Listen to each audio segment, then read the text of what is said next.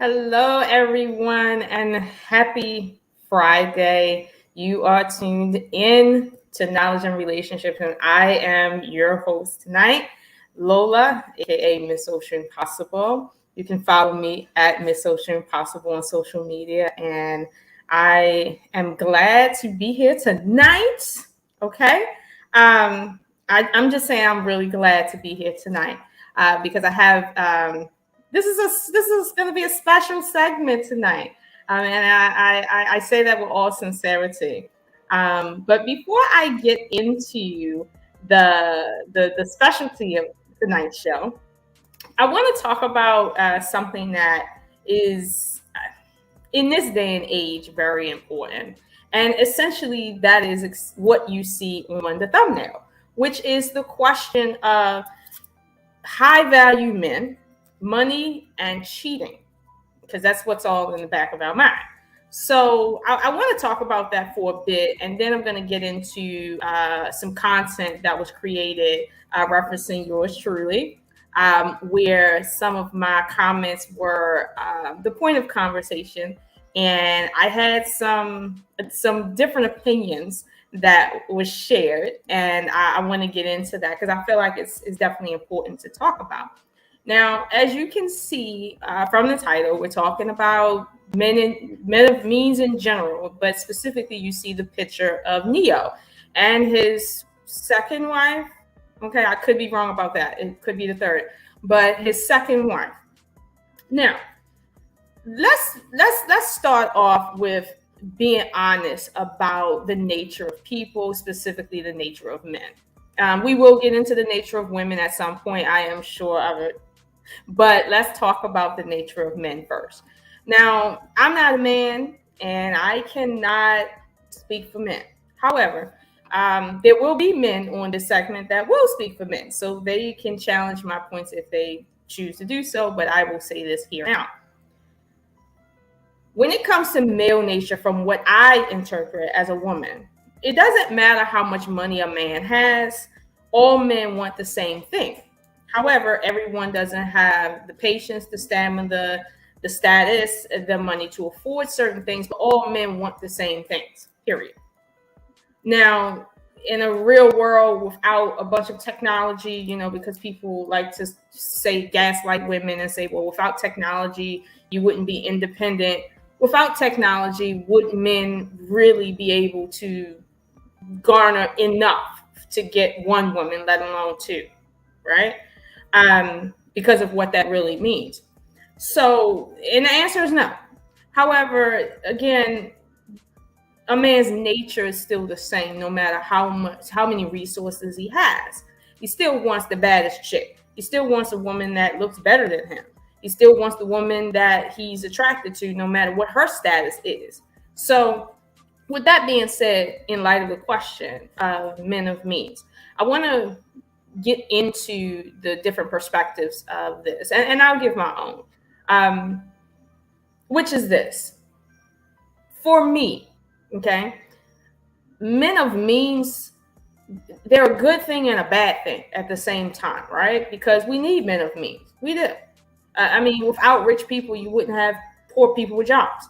But at the same time, without poor people, would there be rich people? No. So, men of means, they have their good points, as far as society is concerned. But as it relates to relationships, I'll be honest with you, I've seen more SHIT type of relationships than not. And I know that it's not because they woke up that way when they were born. Some would say, well, the money just made them more of what they already were, which goes to my point that all men want the same thing, and all men feel they would accept the same thing, if whether they qualify for it or not. But at the end of the day, men, they're not going to essentially turn down something because, oh, well, that's not my status, or nothing like that. So essentially, for someone to say, well, men of means live this lifestyle because of their means, because they can afford it, it's like not necessarily, okay? Because I know poor men that are cheating on their wives. I know men that are basically homeless. that are out here trying to be Rico Suave. Okay. Hey, Darren. I know it. So what do we do with poor men cheating? Like, there is no culture that says, well, if you're of the lower class, you should have more morals. There's no rule like that. In fact, it's quite the opposite. So what's the deal here? And again, I could be wrong, but I'm gonna get into that. I see, we have some people in the chat, specifically one man in particular. Okay. But let me say this outright. Men of means do not have no quote unquote right to do anything. Okay. They just don't. Because if you understand the definition of a right, that is that they don't have a right.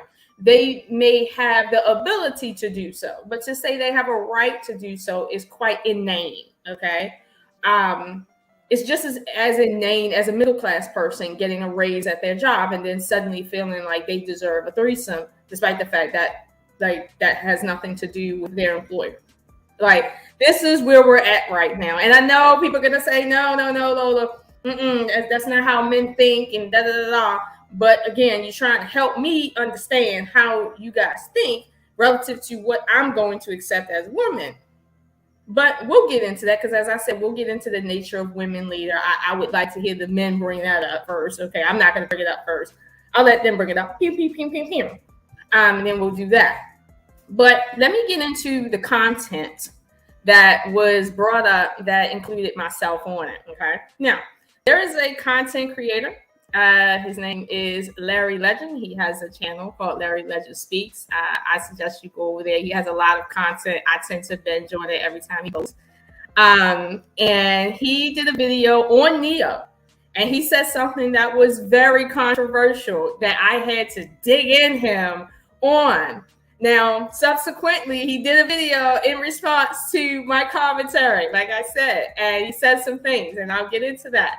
But one of the things he said was that Mr. Neo, okay, his wife should not have left him for cheating, because essentially it's her fault that he cheated. And she's the reason why the relationship is bad and the family is all torn apart and the parents and everybody that's involved is unhappy. She's the reason, not him. She the reason, right? Okay. And guess what, y'all? She's not even a single mother, right? Okay, but she the reason. Okay. So this is where we're at right now. Okay, and I know Larry might, want to come up here a little bit and, defend these talking points, but we will have him, trust me, if he decides to come out. But, this is what his claim was. Now, hey, Wally, let me say this. I wholeheartedly obviously disagree with that. But I also felt that when it came to just the basics of marriage, okay, Neo is a Christian. He's a professed Christian.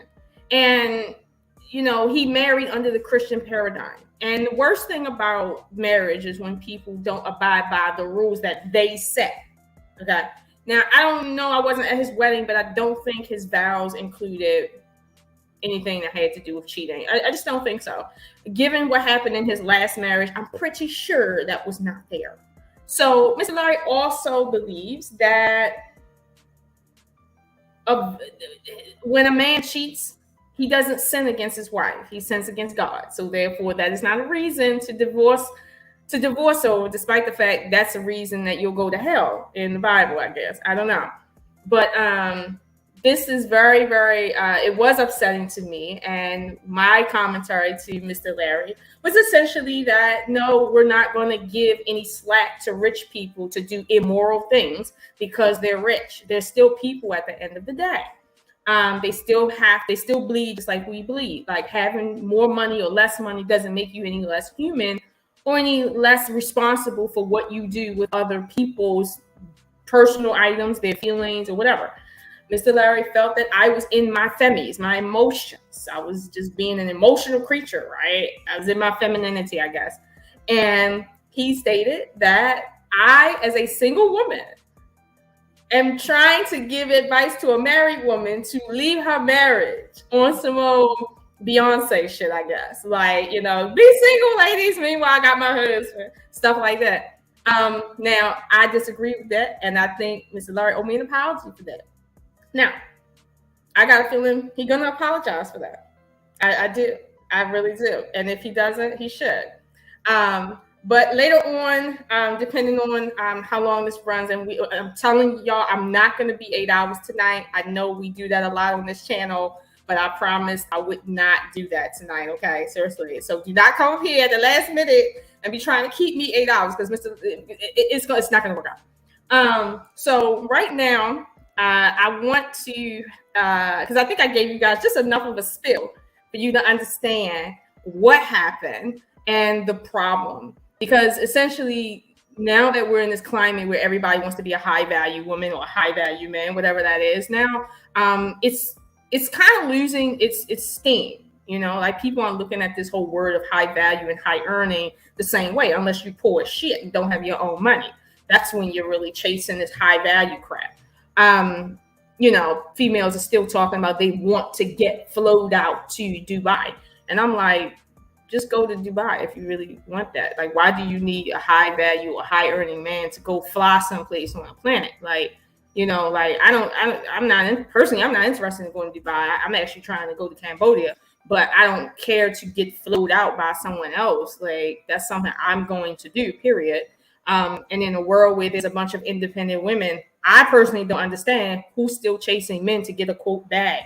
I don't. Like, so this whole high value, high earning men thing, in my opinion, is coming to an end. The era of that is coming to an end. It isn't ended yet, but it's coming to an end.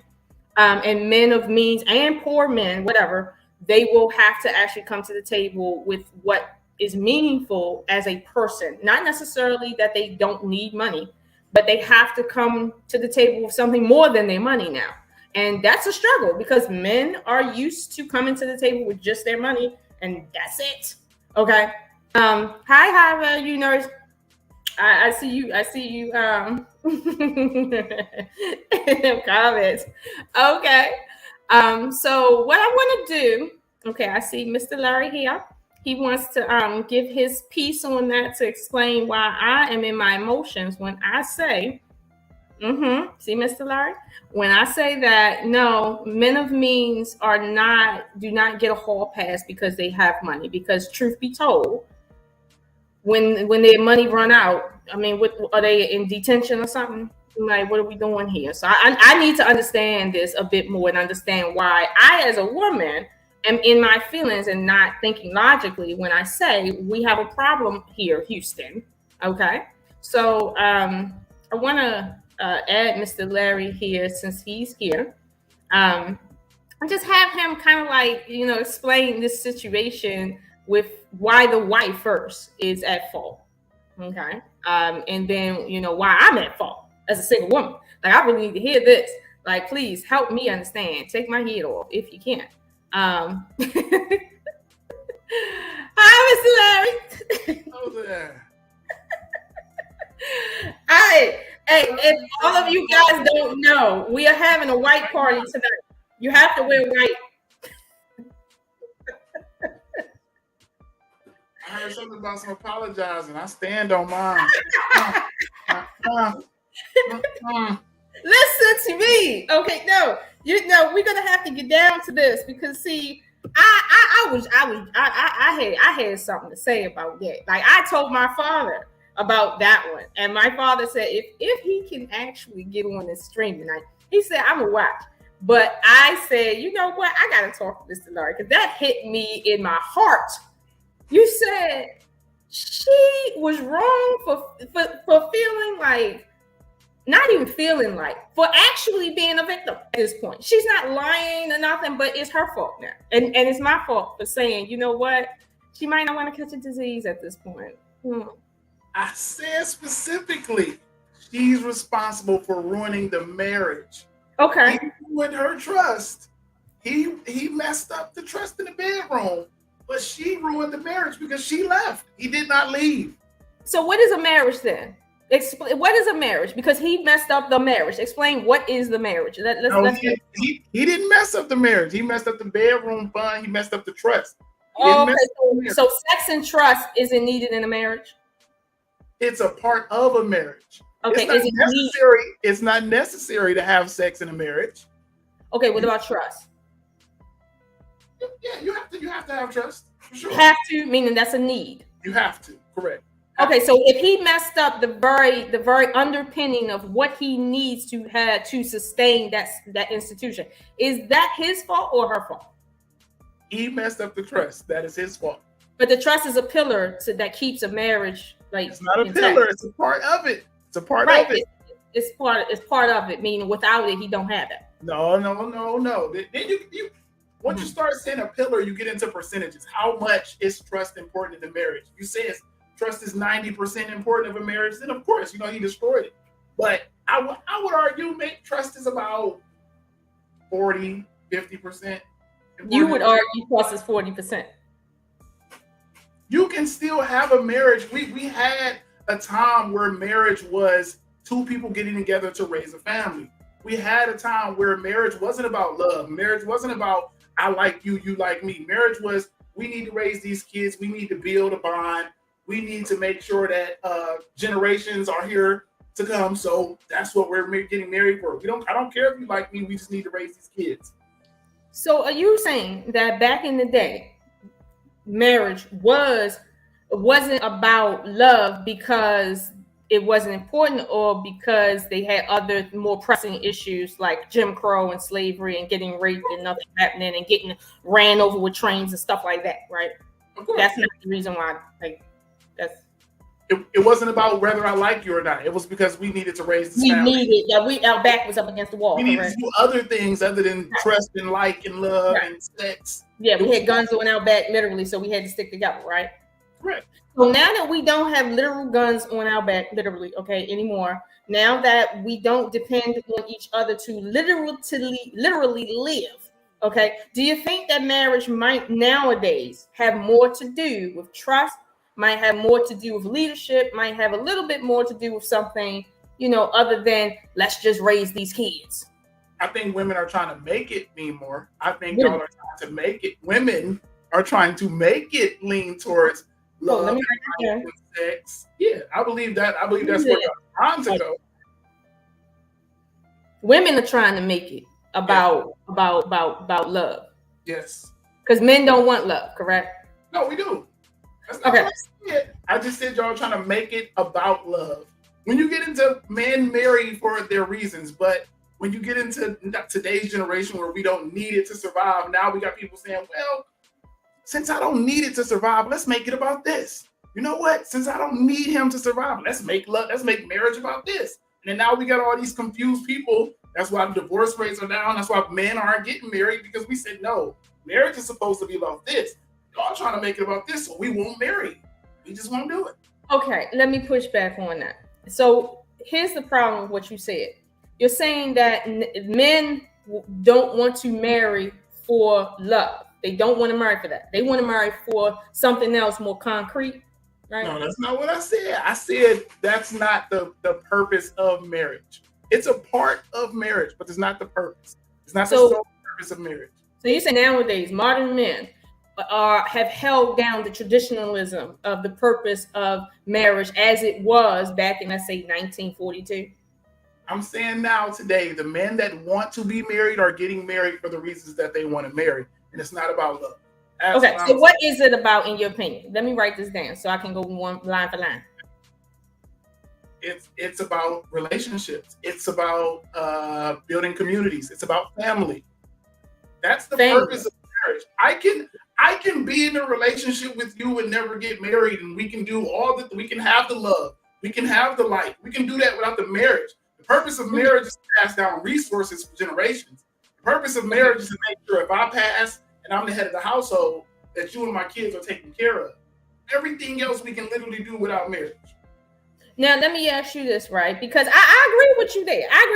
And then we're going to get to, me and the whole single thing. Okay, since you wanted to bring my single motherhood situation up and you put me out there like that. Yeah, I was in the comments. No, because see, you put it out there and you told people my age on top of that too. So we're gonna get into that. Okay. But so you're saying I agree with you that we don't need to be in a legal marriage to have a relationship. We don't need to be in a legal marriage to have kids with one another or to live with one another. In fact, we don't even need marriage, right? But the problem is without marriage, and you can say yes or no to this, without marriage, right? And the threat and fear of what will happen if you don't do right by that marriage, right? Men tend to walk away in a rather sinister fashion, meaning this. We talk about marriage rates a lot, right? And the marriage rates don't even account for 30% of the population. So 70% of the population is in relationships and having kids and living life as we're talking about. But we're not talking about, well, when men don't have the obligation of marriage, do they stay in relationships with girlfriends or do they hop to the next one? Are they even in this relationship with this one? Or are they just hopping here because they hop from someplace else? What do we see on the ground? Because I will tell you something, Mr. Larry, to say men get married for community. Most black men don't give a damn about nobody's community. And when it comes to family, okay, most men, let alone black men, are not getting married so they can, quote, have a family. They already got families. They're not getting married to have a family. They already got families. Black men are getting married to make sure the family is taken care of. We don't care about the love. 30% of them. Right. Okay. Yeah, we don't care about the love or the life. We care about making sure if I go, my kids and my wife have something to take care of them when I'm gone.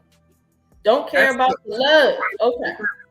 Now I wanna understand. Would you be in a relationship with a woman if she didn't love you? Do you think she could respect you and know she don't have no love for you? Would you be in a relationship like that? It depends on my goal and my intentions. If I wanted to become the president of the United States and I knew I had to marry Lola to become the president of the United States, I'd do it right now.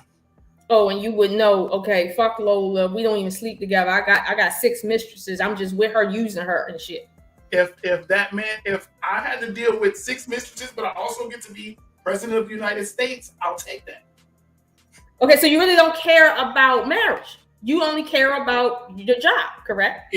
It depends on my goal and my intentions. And I want your goal is to get someplace in life. I get it. Every man got a goal to get someplace in life, right? Whatever that is. But that goes beyond just a career. Like Neo's wife, she wants to be taken care of. She obviously wanted to be with a high earning man. That's why she got with Neo, who's rich. She wanted that. So if you have that, how can you be mad that on occasion he might step out? You have everything that you wanted. You got that. So, I mean, what else do you want? I want perfection. That's what it is. No. She doesn't want perfection. He's not perfect. Even if he's not a cheater, he's not perfect. Right. He's not. But y'all want perfection. That's why she's ready to leave. She's willing to sacrifice her 90. When they got married. What she wants is what he promised her when they got married. Which is what? Which is that he will never. He said that. He said he'll never stick. He never hurt her. He would take care of her and he would love her. Now, here's the thing. I'm pretty sure she's not upset because she said he could go out and have other women, and then she reneging. I'm pretty sure that's not the case. And then when you look at his first marriage, he had a kid on her. That's what happened. He ended up having a kid. He got another woman pregnant. Okay, now here's the thing. That's pretty common when people step out in relationships. That's pretty common that you go out there and you're messy.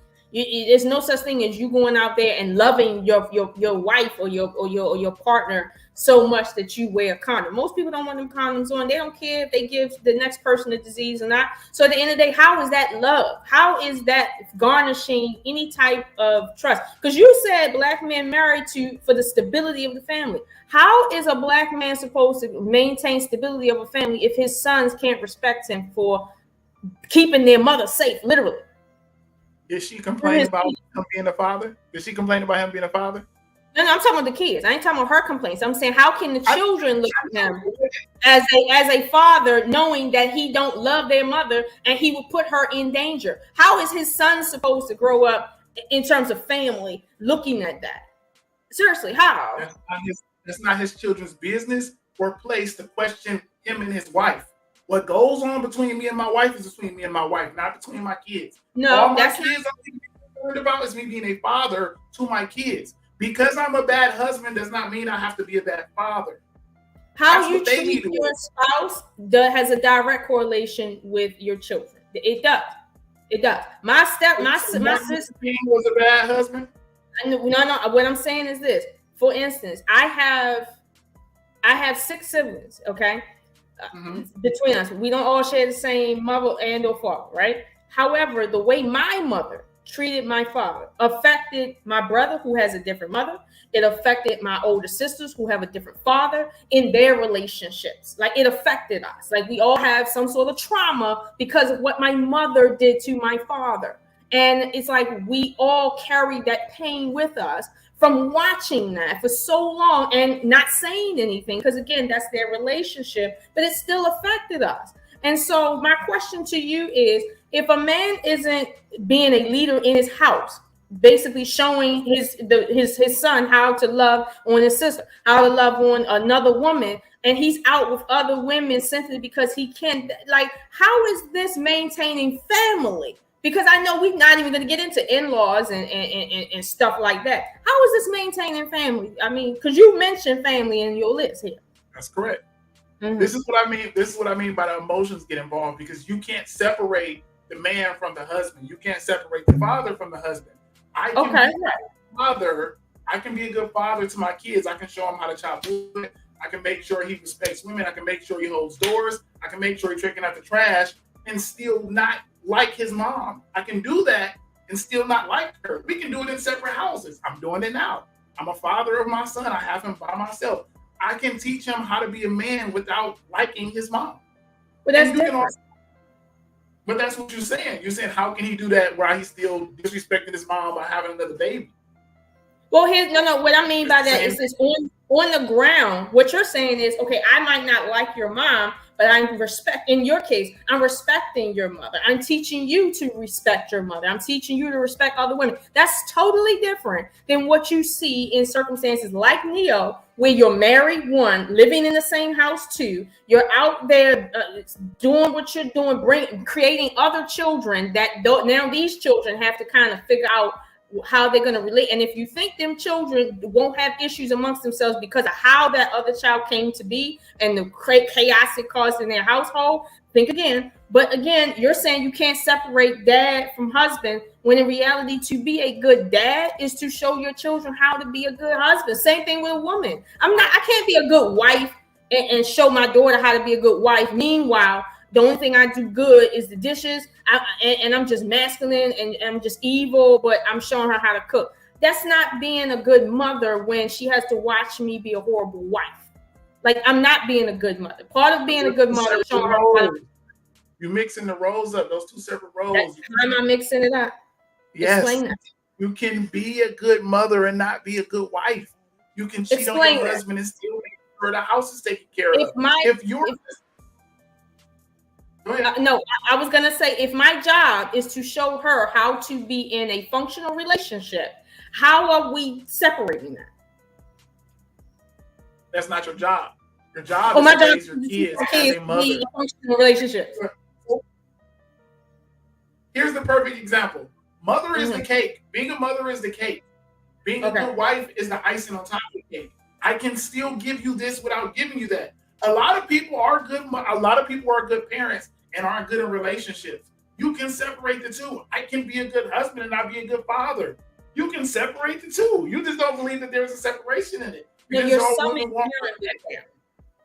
You're summing parenthood down to literally just caretaking, and that's not what being a parent is. Being a parent means putting things into your children, meaning raising them with some standard, with morals, and understanding their place in the world. That also includes how to treat people, how to treat their siblings, how to treat friends, how to treat the one that they're intimate with. Like that's part of it. It's not the whole thing. I get that, but it is part of it. So again, how in the world are we going to sit here and say, my whole goal is to make sure my children grow up and they reproduce, hopefully in a marriage, right? But they're never going to reproduce if they can't garner anybody to come and be with them seriously. So if I raise them to be the type of people that no one wants to be in a relationship with anybody like that, then that's my failure as a mother, because part of my job is to ensure my sons and my daughter get married and reproduce. From an anthropological standpoint,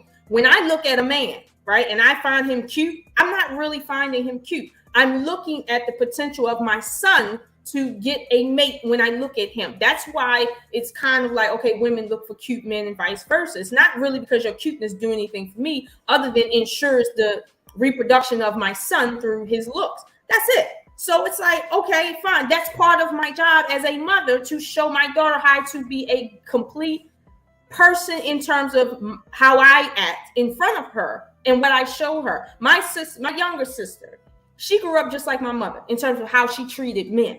But the thing is, she was worse. Okay, she did worse things, and it's like, again, but this is what she grew up seeing. So this is what she grew up being. I grew up detesting it, so I grew up a different way.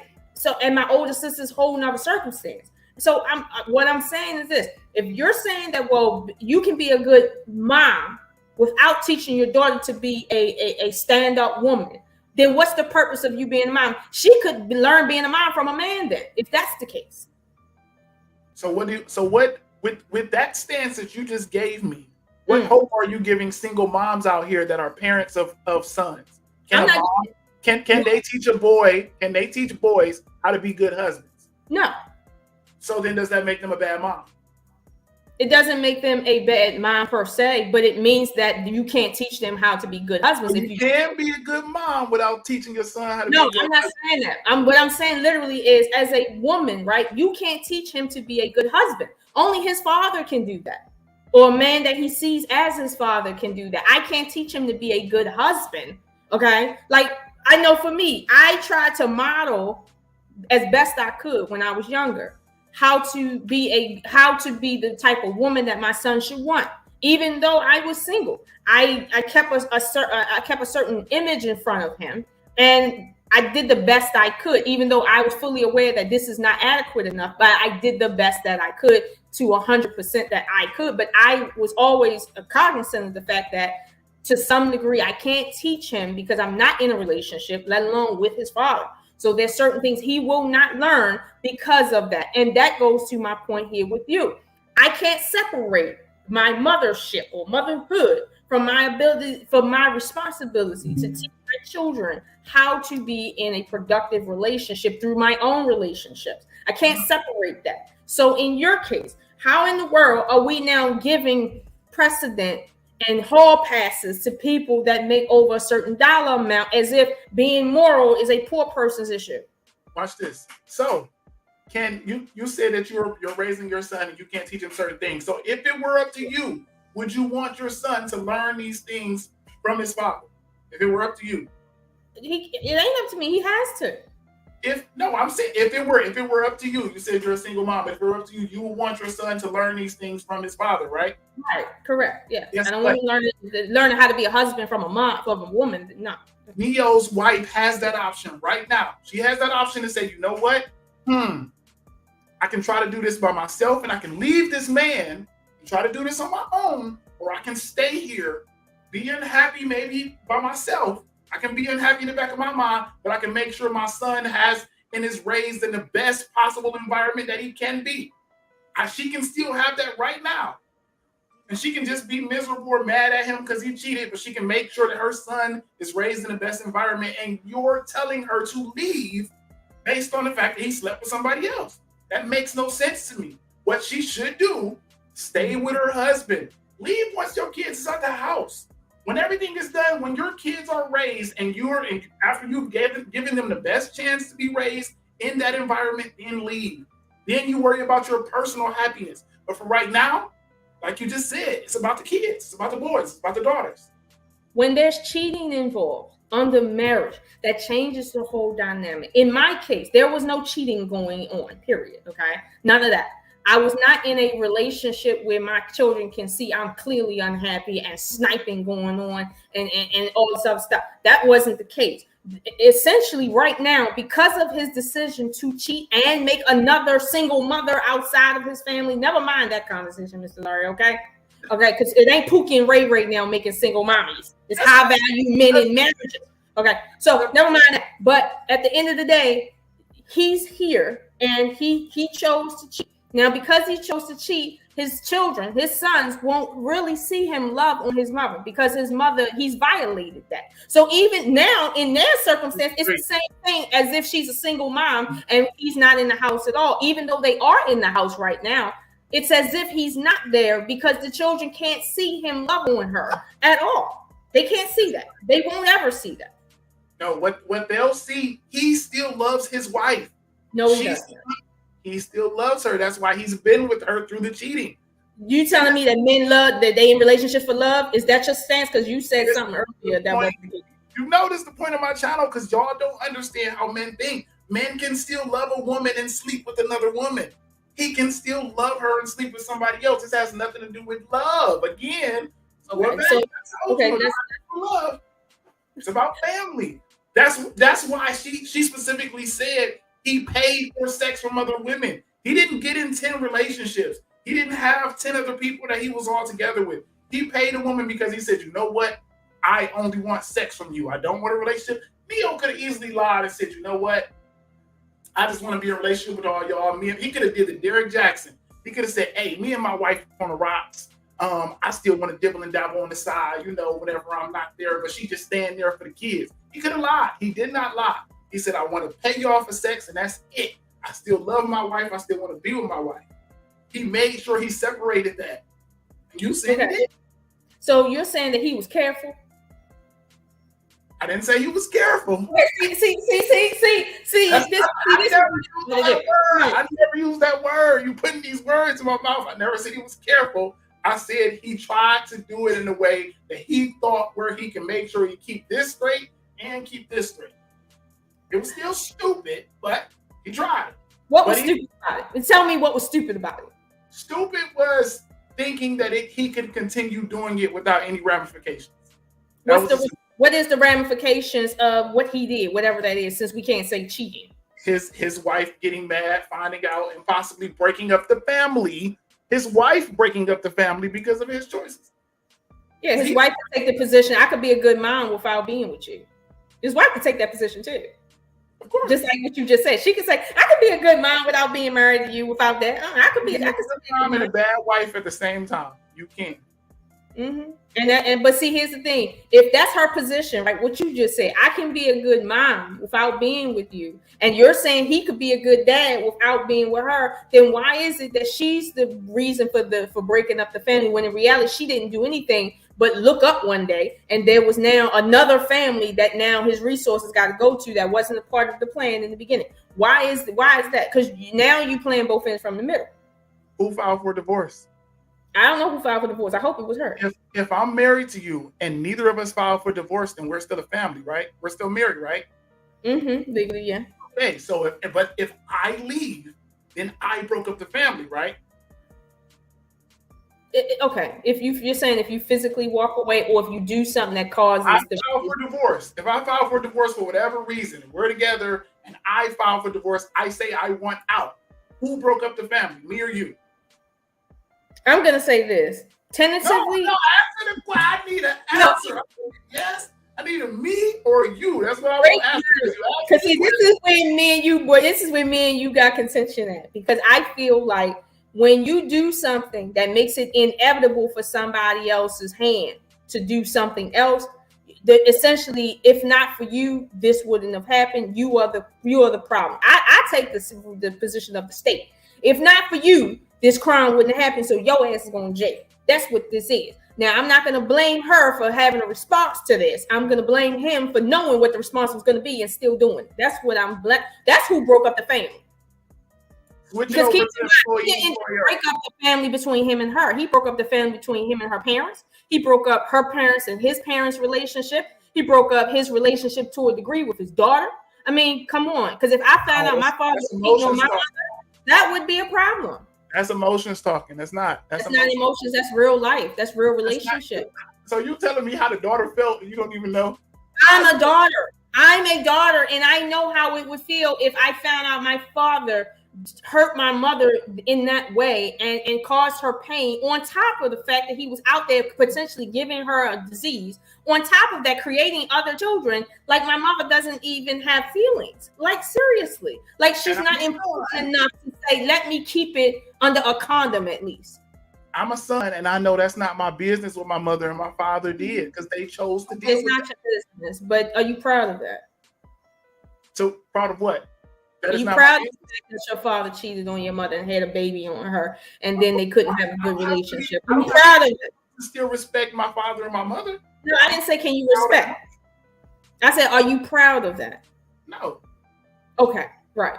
Because I know a lot of men right now in my personal life that's not proud of their father for cheating on their mother, and in fact, that has affected their relationship. Like I mentioned to you. I'm not proud of anything my father did, and that don't affect how I look at him. I still can look at him the same as a father and don't like that how he did my mother. It has nothing to do with how I look at him as a man. So you have to decompartmentalize, because if you don't, then now you got a problem, right? You have to separate the husband from the father, because those are two separate roles. All right. So my father tells me, Lola, I love you. What he can exclude from that is, I don't love you enough to respect your mother. Your father can love you and not love you enough to keep my family together and not add other people that really ain't a part of it, and hope that doesn't affect you. That's what he really should say. Your father can love you and not love your mother. He can say, hey, I love you and I don't like your mom. Him loving me. Hmm? I'm talking about him loving me. I can love you and not love your mother. Do you love me enough to respect my mother? Of course. In the ways that I respect her.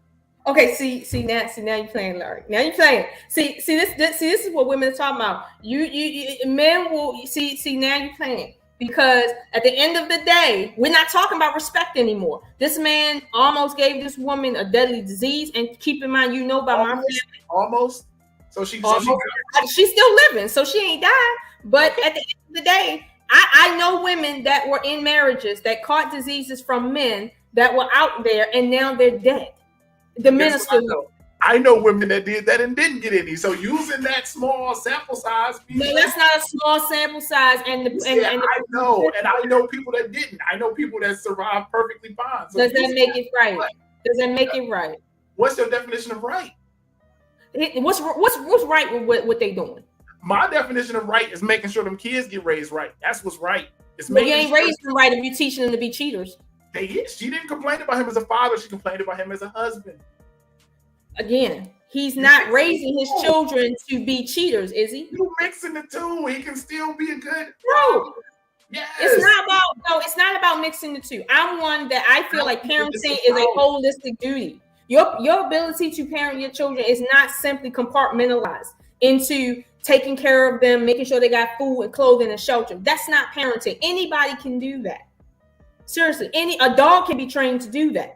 Nobody needs a parent if that's all that is required for it. I need a parent to learn morale from, to see it, because when I don't see it, I don't learn it. And if all men see is their fathers and their uncles just running amok, what do you think they about to do? And then now that we hear, people got. If you're a parent and you're teaching your kid morals and how to be a wife, and they don't become a wife, does that mean you failed? And to a degree, yes. I'm going to say that to a degree, something went wrong. And yes, you failed. You didn't pass. So even if your kid just doesn't want to be a wife, but you taught them to be a wife, that means you failed. I'm saying that, I'm not saying that in a way to say they're bad people. But what I am saying is, if the goal is to raise good children and you didn't do that, a part of that circumstance did fail. Somewhere, somehow. The goal is not to raise good children. The goal is not to raise bad children. The goal is to raise my kids and give them enough information that they make their own choices. Now, what my son does with the information that I gave him is up to him. It's not my goal to follow him through life and make sure he makes all these twists and turns. I just have to give him the right information, point him in the right direction. What's the right information? What's the right information as it pertains to how you act when you get married, to stay. That's the right information to stay, to respect your vows and stay in the house. To make sure your kids that you agree, you had kids with that woman, you need to stay and raise those kids, whether you like her or not. That's the right information. Here's the thing. Why is it that your rhetoric right now is not to say, well, you're isn't to him. It's on her. The right thing to do is for her to stay when he does wrong. Here's the thing. And here's the thing. If she was to go out there and have a child, now, you see how you rolled your eyes? You see that? Okay. That's what I'm talking about. Will Smith. I still said Will Smith was supposed to stay. He married Jada.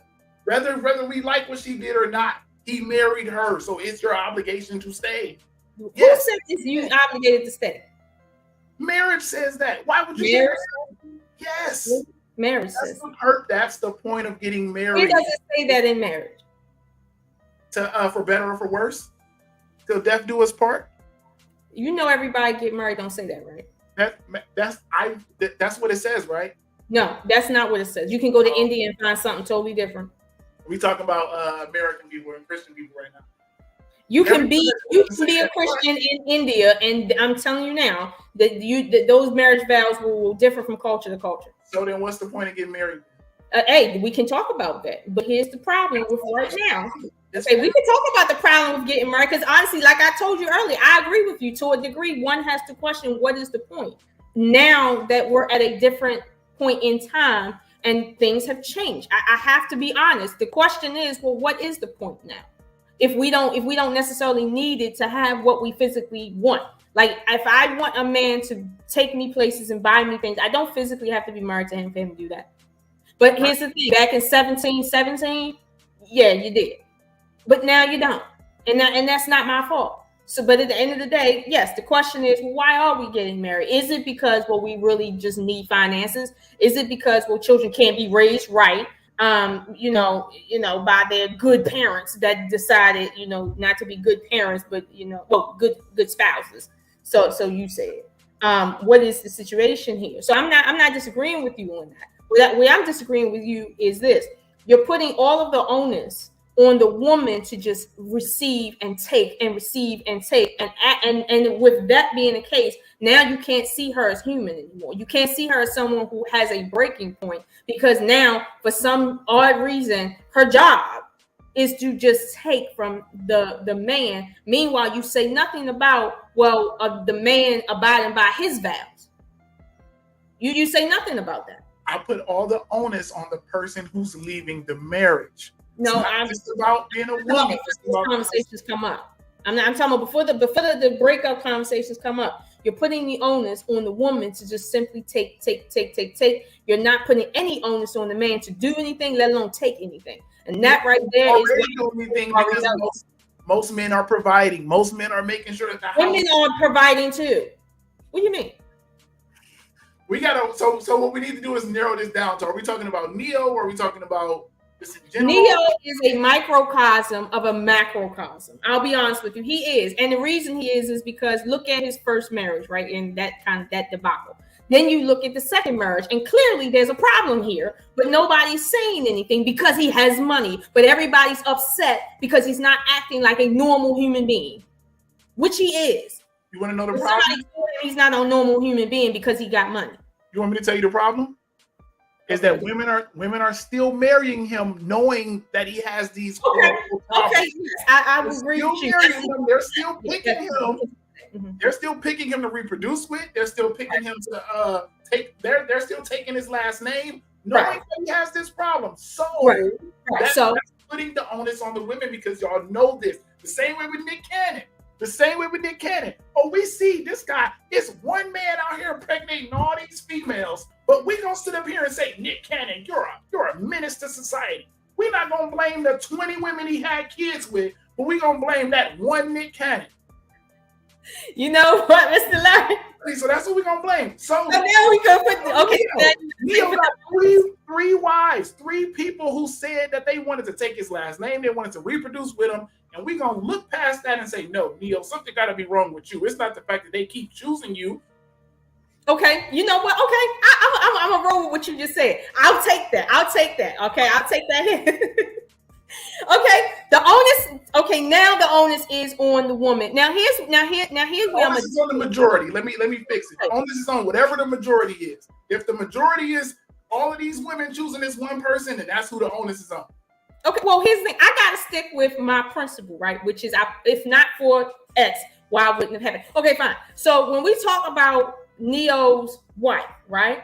To a degree, from an individualistic standpoint, I do blame her, not because she's not willing to stay, not because of that. I blame her because she saw what he did to his first wife publicly. Like, we all saw it. Like, it wasn't like if I meet you, I don't know what happened in your past. Like, it's a secret and nobody knows. She openly knew and decided that, you know what, I can handle him cheating because as long as I got this lifestyle, I'm good. But then she realized when she got the lifestyle, bitch, you still human. And you still gonna want him to act like a regular human being when you get there. And that's every female out here. I don't understand why y'all, it's been how many thousands of years, and it's still the same thing, and you don't understand. So your dumb ass, in a sense, got what you asked for, okay? And now, consequently, because of your ill decisions, your children will pay the price for it. So I will give you that when it comes to her, but that's the reason why I put the onus on her, not because she's leaving. I feel that she's doing what is normal to leave under their religion. That's what I feel. However, and I'll say feel because people could argue that, I mean, like in the Catholic religion, there is no divorce. And then in some other ones, there is. I don't know. But that's just my personal feelings about that. However, on a macro level, though, okay, when you talk about women that are dealing with celebrities, okay, that they're lining up, and I'm talking about your futures and stuff like that, lining up, okay? Now we're getting into the question of, are we dealing with women procreating with a bunch of Pookies and Ray Rays, or are we dealing with women procreating with the highest value men? What are we dealing with? Pookies and Ray Rays, for sure. So Pookie and Ray Ray can be high value too? No, not at all. So you're telling me Lil Wayne is high value? Who? Say that again. Lil Wayne is high value? You said Lil Wayne? Lil Wayne, Future, Neo, all of them, they all high value? No. Okay, so they're not high value, despite the fact that they're high earning. They're not high value. Okay, so their value is in how much their resources, correct? A man's value is in his resources, right? Or is it in his good? A man's value is in his resources, his networking, his physical abilities. Neo isn't high value based on that definition? I'm not. I don't think he's high value. I would have to know more about Neo. You just gave me. High value is special. I don't give everybody that title. It's like I hate the men that think because my mom said it's high value that only make me high value. I don't even think I'm high value. High value comes with a lot. If everybody was high value, then nobody would be high value. So we have to put a standard on it. So you just gave a specific definition of what would make someone high value. And you said, okay, having resources, having a net worth, and so on and so forth. These are things. Network. Network? You telling me Neo don't network? I don't know. You telling me networking? You telling me Nick Cannon ain't networking? I do my research. I don't just Nick Cannon networks. I don't give a shit what we see. I want to know for sure. I want to know before I say anything. I'm not. He's where he's at because he networks and he has a net worth. And like all the nets, he got it. He got all the nets. It's not what you know, it's who you know. He probably just everybody. Okay. See, this is double talk right here because see, he fits the definition you just gave for high value. Unless I know him, I'm not calling him high value. No, okay. You said you have resources, right? You have three components of it: resources, a network of men, meaning you have people you can call if something happens or I need a favor. You have men, and you have the physical abilities. You cannot be 300 pounds, can't walk, and still be consider yourself high value. That's why Rick Ross got his weight in check. That's why DJ Khaled got his weight in check. They knew there was a physical component to it. The same way we have women. There's a physical, there's a looks component to it. Oh, so you're telling me that Future don't fit all of these definitions? Physically, have a network of men he could call if he needs somebody. There's a mental component to it too. A what? There's a mental component to it too. You didn't even say that. So, okay, what's the mental component, Mr. Larry? That's getting a little deep. We getting off. I'm a woman. I don't know. We going to the left with the, we still supposed to be talking about this, but that's a part. These are just pieces of it that tie into it, and why I wouldn't just automatically call someone that until I know each and every detail about it. I don't just like throwing out that title. I don't like giving everybody that title. So Neo, I'm not gonna say you high value. I'm gonna say he's a high earner, and I'm gonna say, and I'm definitely can put on the record that that's why they keep choosing to marry him, because he's a high earner. Not because he has the mentality of a winner to get things done, not because he has the physical component, not because he has a network of men he can call, not because he has resources, but because of something else. For sure. Oh my God. I just named literally everything you just said as a high value man, and all of the Pookie and Ray Rays in the music industry and the football industry and basketball industry all meet these criteria. You can't fall into the category of a Pookie and Ray Ray, still call yourself high value. It's not going to work. What makes a Pookie and Ray Ray? You said the word Pookie and Ray Ray. I didn't use it. You used it. So if you using that to consider a man, it will not be called high value in my book. No, I mention it because it's hard not to mention it, because we're talking about, okay, these women are signing up to be with these guys because of their resources, right? Like just because of their resources. So I'm saying to you, if these men have resources, yet they are Pookies and Ray Rays, right? Then are we talking about the vast majority of Black women getting with high earning men that just so happen to be of the same mentality of Pookie and Ray Ray? Or are we talking about the vast majority of women, specifically Black women, getting with the same 10 or 20% of the lowest value, the low value or low earning men? Because according to some people, half of all Black men are middle class, and they don't have no wives and babies because all the women are with the poor men, not the high earning men. They're with the poor men. You sitting down for this? Ready? You ready for the answer? We're talking about Black women picking wrong. That's what we're talking about. We're talking about them picking wrong, them picking with their vaginas. We're talking about Black women picking based off the things that they think they want, but in reality, they end up divorcing or leaving because they really need these things over here. That's what we're talking about. Okay. I'll tell you this. A lot of women that are dating celebrities, okay, or let's say men in that category, or have forfeited, okay, I'll say when you forfeited any expectation of anything a normal woman would get. In a sense, you forfeit that, right? Not because they're bad people. I'm talking about the celebrities. Not because they're bad people, but because that industry has a lot. There's other things to it than just right. So okay, and that is what it is. But the vast majority of Black women specifically, or women in general, right, are not dating celebrities or the top 1%. They're dating the bottom 99. So here's the problem. Picking wrong. So women are picking wrong when they pick the high value men, and they picking wrong when they pick the lower value men, and they picking wrong when they pick the men in the middle that they have kids with that are Pookies and Ray Rays. That are still, you know why? You want to know why? Because you need to pick based on what you want. You don't need to be picking based off the resources. You need to be picking based on what you want, and then you need to make sure that the men you pick want what you have to give and want what you want. If you want someone who's, let's just say, I want someone who's strictly monogamous. That's what I value the most. Above all the resources, then I need to pick a man based on monogamy. I need to pick a man that I know is not going to cheat. Whether that's a nerd working at Google, whether that's the guy on fries at McDonald's. If you value that, then that's where you should be picking. Not based on, you know what? I do value monogamy, but I do need this money, so I'm going to go ahead and pick the high value person. No, if you value monogamy, then pick monogamy. Here's the problem. Do men value monogamy according to you? Do men value monogamy? What you're doing now is unfair. You're telling women, right, pick a man that won't cheat on you, as if women go in like, oh, he looks like a cheater. Let me go get with him. Pick what you want. If whatever you want, it don't have to be monogamy. You can say, you know what, I value 6 foot tall men. Then you need to pick that. That's what you need to pick. And then you need to make sure that 6 foot tall man wants whatever you are and whatever you have to bring. That's what we need to pick. We need to stop worried about you know what? I need my girl said I need somebody to make money. You know what? My father said I need somebody that can build a car from the ground up. But I really want somebody who's computer smart. Then pick computer smart and be happy with what you pick. That's it.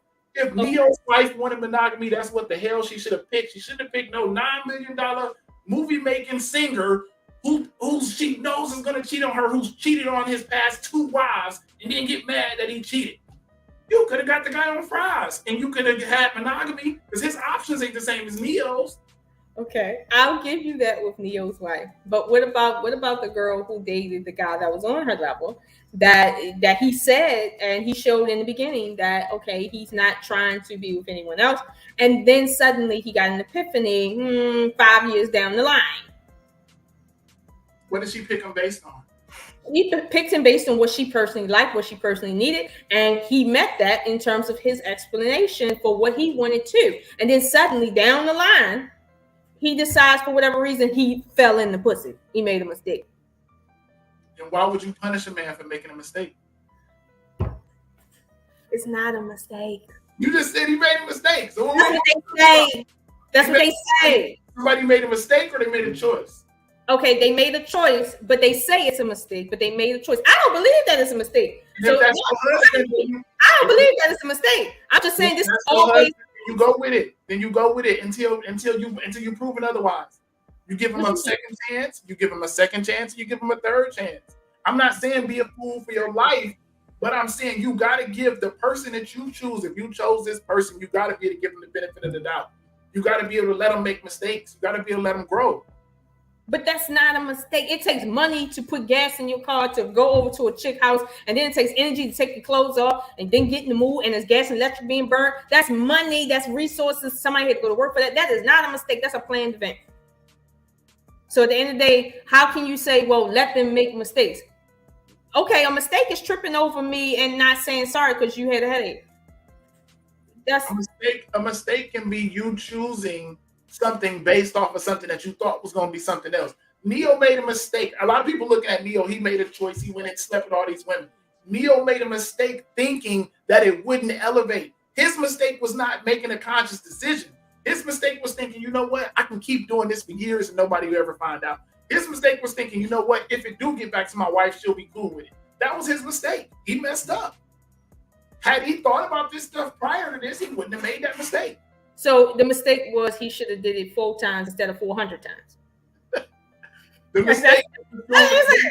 mistake was picking a woman who wasn't okay with it. That was the mistake. Who is okay with it? Really? I know plenty of women that'll be okay with that. You get $9 million. Let something come home. Let something come home. $9 million, and in exchange, all those women that slept with Nick Cannon are okay with it. They okay with it. All them baby mamas he got are okay with it. Let me tell you something. If you told me I get $9 million in exchange, my woman goes out and sleeps with another man, I'd sign up for it today. Those women may have a couple, can't have a bank account because he gave me some money, right? But I'm telling you now, they're not happy. And I'm talking about the Nick Cannon crew. They're not happy. Happiness is not the point. Happiness is not their goal. They didn't want to be happy. You'd be surprised at things people do because they're unhappy. Okay, seriously, the reason why women get divorced so much is because they're unhappy. But so guess what you need to pick based on? What you need to pick based on? You need to pick based on being happy then, and stop worrying about whether you're rich or not. When women do that, men say what? You can't pick based on happiness because he's a man. He comes with resources. I told you why you worried about what women say. Why you worried about what men say? Why you worried about what your father say? If you got what you want, it makes no sense.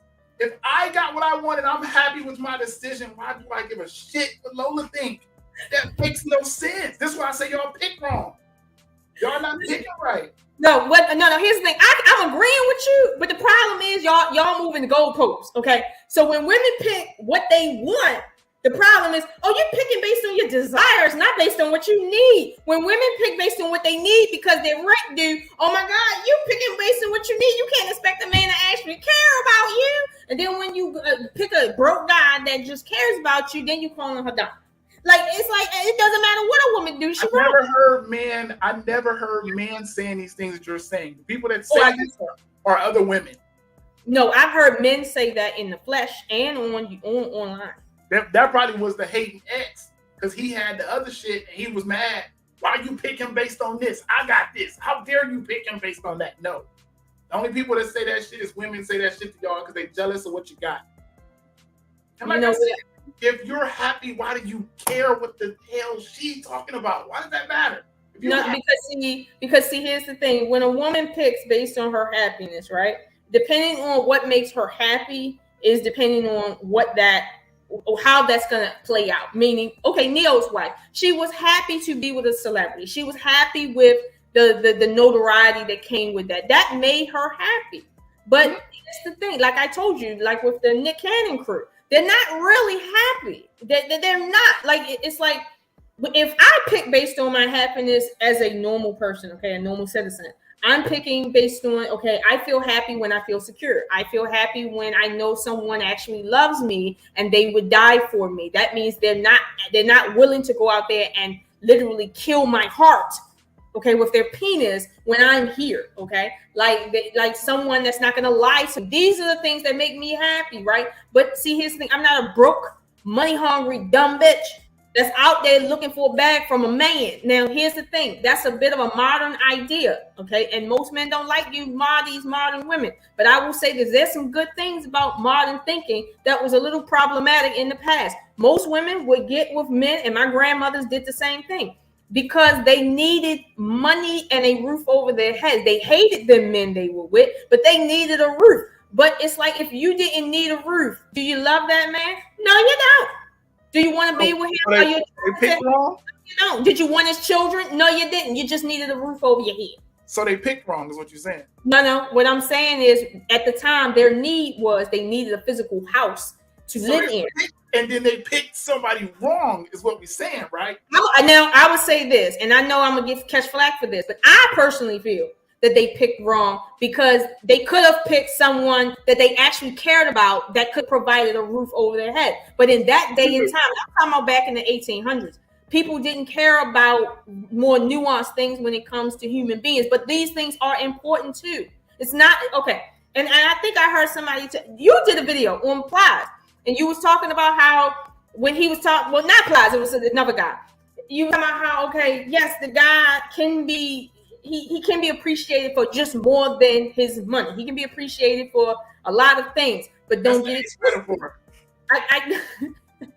I get that, but here's the thing. Here's the thing. When women say, "I want a guy for more than his money because I have money, I want something else." Now we're in the conversation of I want you versus I need you, and men need to feel, quote, needed. So in reality, it's like if women are in a position of lack, men can't feel like men. And honestly, right, I don't know how I feel about that. I don't even know what that's supposed to mean in 2022. You want to know what that means, 2022? I don't know. It means don't get married. It means if I want something, if you're a woman and you value other than money, then just be with somebody and y'all just have a girlfriend-boyfriend relationship. You don't need to be married. If you want family and you want money, you want resources to be passed out, then you start getting into the marriage. What I'm saying is they have their own resources that they come to the table with. So they're not getting in it to get resources passed down, because oftentimes with Black women, they're the ones with the bulk of the resources. So it's like they're not getting with men because they need money from him when he died.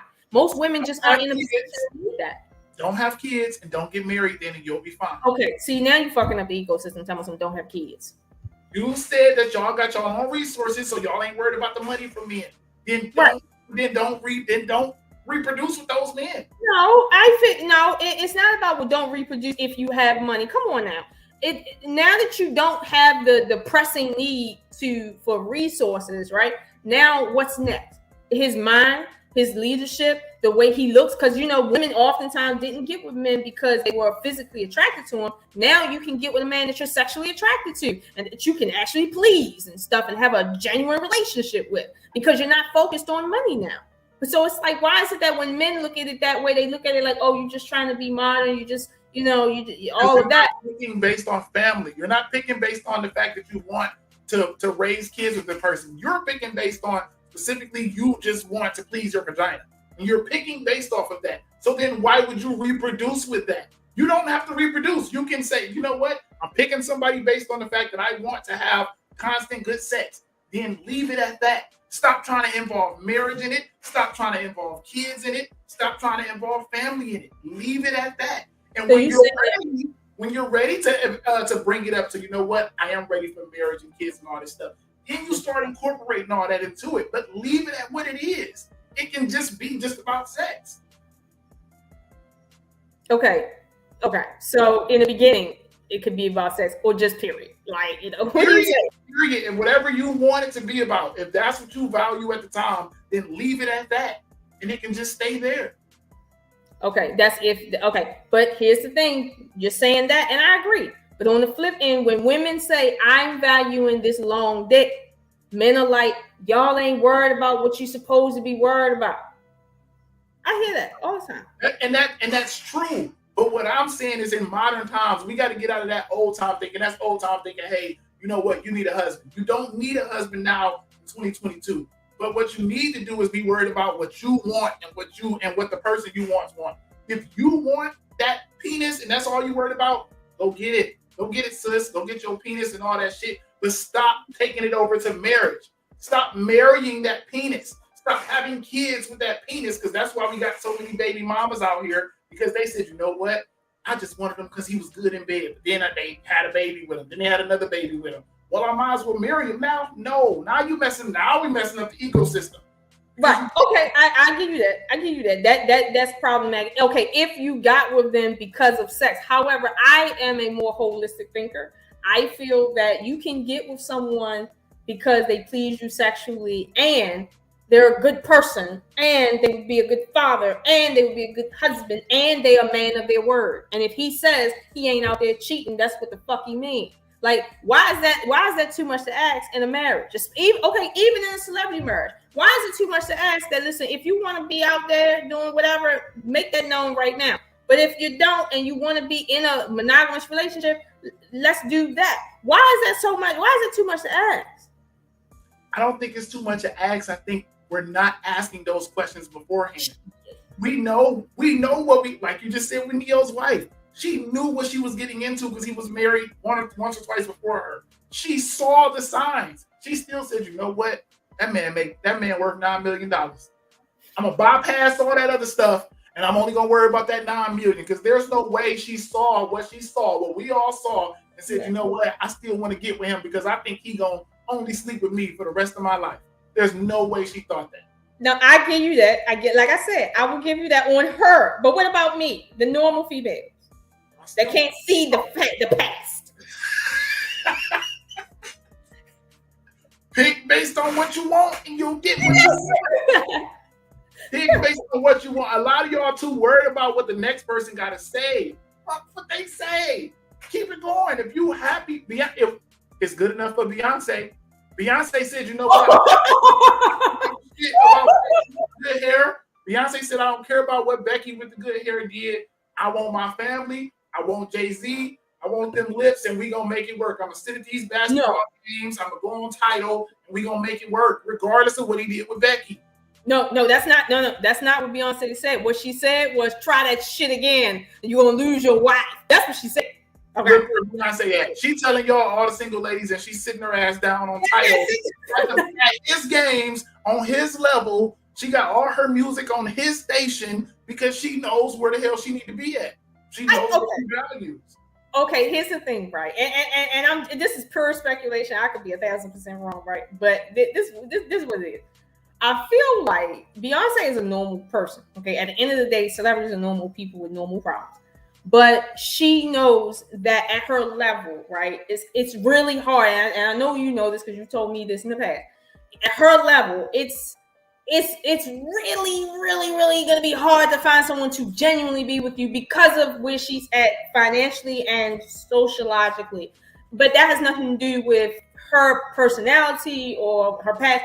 That's just the way it is. So I don't feel that her staying with him had a lot to do with the fact that she's like, you know what, I got a family, and no. It's because she understands. Now, she do understand, if you keep embarrassing me in the street, I will be single and take my chances, because she knows she can get another dude. She know. And she could turn around and say, you know what, I just want penis. She could. But at the end of the day, she's telling him, all right, you did it. Now, we might be celebrities, but if you do that shit again for any reason, this is what's going to be. Because keep in mind, she don't like when people talk about her husband, her kids. She don't like that shit. But she's woman enough to keep her mouth closed where she needs to be at about it. But it doesn't mean that she's okay with it just because you don't see her out in the street screaming about it. Now she's a different woman than Neo's wife. Okay, Neo's wife got online doing the most, and I felt like that was kind of messy.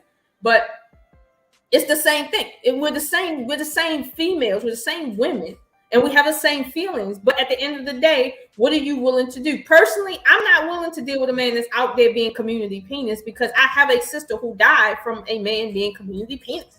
Like I literally have a death in the family due to that. So I'm not willing to do that because to another degree, I'm okay with knowing that if you did that, knowing the consequences, then life happens. My kids just have to suffer as a result. It's nothing I did that made you do that. I can't forgive you for that. As a man of your word, you don't have no word with me. I can't trust you. Like my father, when he say he gonna do something, that's what he mean. Like come hell or high water, death or life, he gonna do it. And I put my life in his hands because of that. And I don't operate with men that don't honor their word, period. And when you get married and tell not only her, but everybody in the room what you giving your word to, keep that. If that's what you want to do. Some men get married to 2 women at a time. So you know what they telling the world. Like you know what their vow is. That's fine. That's their life. But Neo wasn't up there, with 2 chicks. And most of these niggas ain't up there with 2 chicks. They up there acting like, they saints and shit. But here's my thing. It's not just them. It's not just the high earning cookies. Okay. It's everybody. And the problem is most people think when you say Pookie and Ray Ray that you're talking about lower class men, meaning lower earning men. That's still a thing, to be honest with you. And women, with all due respect, that is very confusing. To see a man that makes $1 million a week and say, that's a Pookie and Ray Ray, let me stay away. Like, women, what Twilight Zone are we in? It's not funny, Mr. Mark. This is a whole answer. Are you ready for the answer? Oh, Lord. Okay. I got it. You said the key word, you just bypassed it. You said Beyonce understands. You said Beyonce understands. She understands a bunch of stuff about her situation. Beyonce understands, you know what? I'm a billionaire. He a billionaire. The chances of me going out and find another billionaire is probably low. I still need to make sure my family. She understood a bunch of key points. When it came to Nia White, the only she understood was, I'm mad, so I need to leave. She don't understand the fact that she's dealing with a $9 million man. She don't understand the fact that he was already cheating before he got with her, so the chances of him being monogamous now are very low. She didn't understand. Most of y'all don't understand the position y'all in. Y'all don't understand the position y'all can be in, and y'all just leave stuff just because you felt bad. That's okay. So what you're saying is, if she would have made the decision, sort of like Beyonce, because she didn't make it like Beyonce. And honestly, I, with all due respect, she's not really in Beyonce's position. To be honest with you. She could probably go find a regular guy. Like she could, that might even care about her. But Beyonce, I highly doubt that. I highly doubt that. I put money on that. She don't. She won't find that. But what you're saying is the position that we put ourselves in is based on what the man, what he is and or what he isn't when we get with him. It's based on your understanding of everything, your understanding of yourself and your understanding of the people you choose to deal with. Beyonce understood both. She understood Jay-Z and she understood Beyonce. So she was able to make a conscious decision based off of both of those things put together. Neo's wife don't understand that there's not a lot of Neos out here. She thinks that I'm gonna find me a $9 million man that's only gonna want to sleep with me for the rest of his life. That's a no. It's not gonna happen. What man wants to sleep with the same woman for the rest of his life? Honestly, like wants to. Understanding that, why would you be mad when he does it then? If you understand that, then why are you No, I didn't say no. Hear me out. Hear what I'm saying. Just because a man don't want to doesn't mean that's what he's gonna do. Like with me, women don't want to feel the same penis all the time. A man is only as loyal as his options. That's a damn lie. That's a damn lie. Loyal as his options. Being a $9 million man gives him options that I can't understand. So he's not gonna be loyal because he has unlimited options. So when a man has options, that means that he's not loyal by default. I said a man is only as loyal as his options. I didn't say he's not gonna cheat, but most men that have those outrageous options cheat. If as long as we understand that, then you know when you pick one of these men, the likelihood of him being loyal is gonna be low. That's why we need to understand this stuff before we even start picking those men. Okay, here's the thing. Okay, because see, I'm trying to figure out where's the line. Because if you get with a guy that's, let's say, making 50 grand, and then he suddenly becomes a millionaire, does that now mean that he's not a loyal man? No, he's only going to be as loyal as he wants to be. But okay, he wants to be. He has crazy options, though. And most of the time, when you have those type of options, you're going to be dumb. Oh my! Well, okay. Based on human trajectory, I'll give you that. Okay, based on human trajectory, but that goes for women too. It's not just a man thing about the option thing, because I have options, but I ain't never cheated. I ain't never felt like cheating, and I don't like that shit. So, but it's like, okay, fine, that's what it is. But the problem is this: if you say, just because you're human and you understand, listen, having sex with the same person for the rest of your life, that's not the sexiest thing to say, right?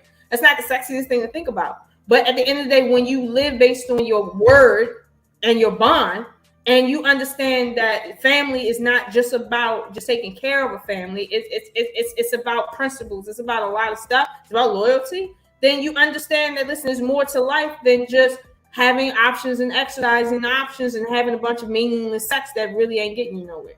Like, really, that's what you understand. That's why I said, yeah, he can feel like he don't want to have sex with the same woman all the time, but that's every single man.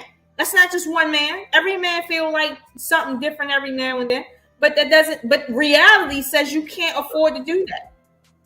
It doesn't matter if you're making 20,000 or 20 million a year. You can't afford that.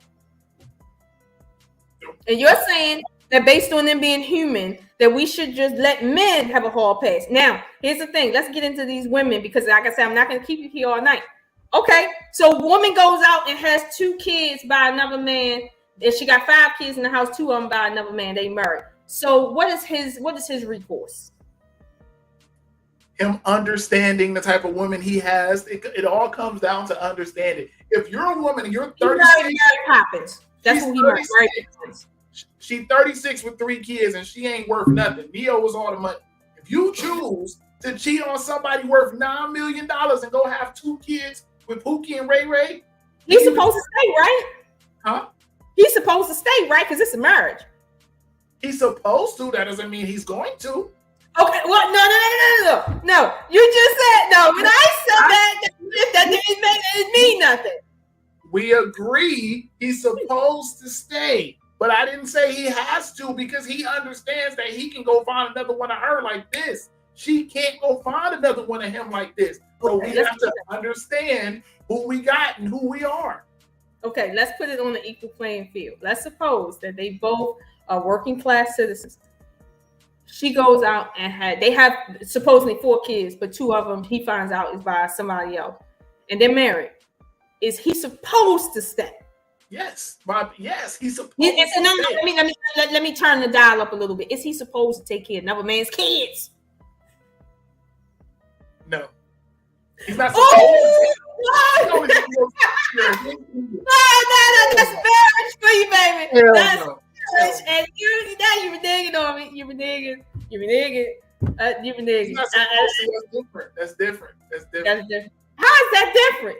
I didn't say Neo's wife had to take care of his outside baby. I said she's supposed to stay in her marriage. But it's not, I didn't just say she needed to stay just because of that. She needed to stay for a myriad of reasons. She cannot find another Neo. She's not going to get that at 36 with 3 kids. That's just pretty much setting her up for the woo. And sending a 36-year-old woman into the world with 3 kids and saying, start over again is crazy. And that's he got 3 kids too. Oh, but he's a man. We're different. We're not the same. Let me tell you something. Okay. If I was a single woman with no kids and I meet a guy and he's nice and he got, let's say, 4 kids by 2 different women, right? I'm looking at my life like, unless I'm bringing money to the table, that's resources leaving my house. Now I don't even got one with him. Women have preferences too when it comes to that. Some women like me, I won't deal with a guy if he got an infant. I won't deal with that because that's too sensitive right there. If a man got a child that's too close to my age, I'm not dealing with that. Like there's a lot that women ain't dealing with when it comes to men and them having kids. So it's not all one sided. And you're saying that we're sending a middle-aged woman into the world with kids. He's going into the world with kids. So you're saying that average 40K dude can just run out there and get the same caliber of woman that he decided on was the best that he could do. She was the best he could do. And somehow he's going to go out there and get another best. I'm saying a man and a woman both at 36-year-old going into the world with 4 kids shared are at 2 different levels. That's what I'm saying. A 36-year-old man, a 36-year-old woman are at 2 different levels. He is still in the prime of his life. She is in the downswing. The cup is not half full anymore. It's half empty. Okay. For that man, it's still pouring. It's still filling up at 36. That's what I'm saying. So you're saying that, okay, would you agree, and I know this is going to sound weird, would you agree that it's just better for a man to have an outside kid than a woman to have an outside kid in America? No. I don't believe it's smart to have any outside kids. I don't know. Heck, you know. Why not? We can still be a good dad. The way this world's set up and with the way that I have the consultations about child support, I'm telling you, don't have no kids. Wrap it the hell up, please. So cheating, you don't recommend cheating even as a high-earning man because child support is out there. Child support is nuts. I'm not recommending having no babies, even when you're married. No. Why is it that you can't have that position when it comes to just morale, abiding by one's religious beliefs? Like, why you can't take that position when it comes to that? Why is it that only when child support is there? And that goes back to my point that when you're not in a marriage, right, where the law enforces it, men they won't do a damn thing. This is one of the problems with men and women. Is man's consequences are law related. Women's consequences are damn near what's the word I'm looking for? Are damn near incentivized. Y'all consequences are like most people's goals. Where man's punishment is going to jail, losing his freedom and his money. That's why I look at that. That's crazy. But that's a system other men created. That's a system other men created to keep y'all men's in check. We created the system, and then the overpopulation of females came and corrupted our system and made it laws. Y'all literally have laws to protect y'all against things, but y'all swear y'all want equality, but then say, "Oh well, we want to make sure that only men have consequences for the same actions." But that's the culture of men. A 17-year-old boy and a 17-year-old girl can both have a kid, and he's financially responsible for that kid for the rest of his life, and she has nothing. She can drop that kid off at the fire station tomorrow and be completely fine. And the 17-year-old boy is responsible for a lifetime, to the point where we can take away his freedom, we can take away his money, we can take away his car, his license, for the same decision at the same age. That's not a system that men built. That's a system that women came and corrupted. Men didn't make those rules. Women did. Okay. How many women was in Congress when that law was passed? I don't know, but I damn sure know the No, let me tell you. Less than 5 to 200. I tell you that. Less than 5 to 200. So men outweigh the women on that one, okay? Whether it was full of men, women were the ones who voted some of those men in there, those simp men who made those rules. So we are at fault for voting for you men? Oh my God. Men did not vote for a law that didn't hold us to the same standard as women. Men did not vote for that law. Yes, they did. If it was those simp men, I'm not calling them men. Ain't no way. Well, okay. There was a bunch of males then that felt like this was the best culture. It was a bunch of they thems. Let's give them different. It was some they thems that voted for that. It wasn't men that voted for that. There's no way, because it just don't even make logic sense to say we can have 2 people the same age, same scenario, same situation, and one of them is held to this standard and the other one isn't. That makes no sense. Okay. Here's the thing. Okay, in your internal culture, meaning how you are privately, right? Now, you can tell me if I'm wrong, but most men tend to lean more protective of their daughters, same age, than their sons. Case in point, Shaq, when he was talking about how his daughters hit a certain age, well, his daughters can stay home and live house, at home, whatever, for the rest of their life, but his sons gotta be out and gotta be men by a certain age. And people took issue with him about that. My father feels the same way. I don't know. All of my uncles feel the same way. My grandfathers felt the same way. Like, I feel the same way. don't feel the same. But what my point is, men have an internal culture of protecting women a bit better or a bit more, even biasly, than protecting other men. And that's not women's fault. We are born into that. That's not something we voted in. So how is that our fault for being over? Well, here's the thing: you said the overpopulation. Who created the overpopulation but a bunch of community penis?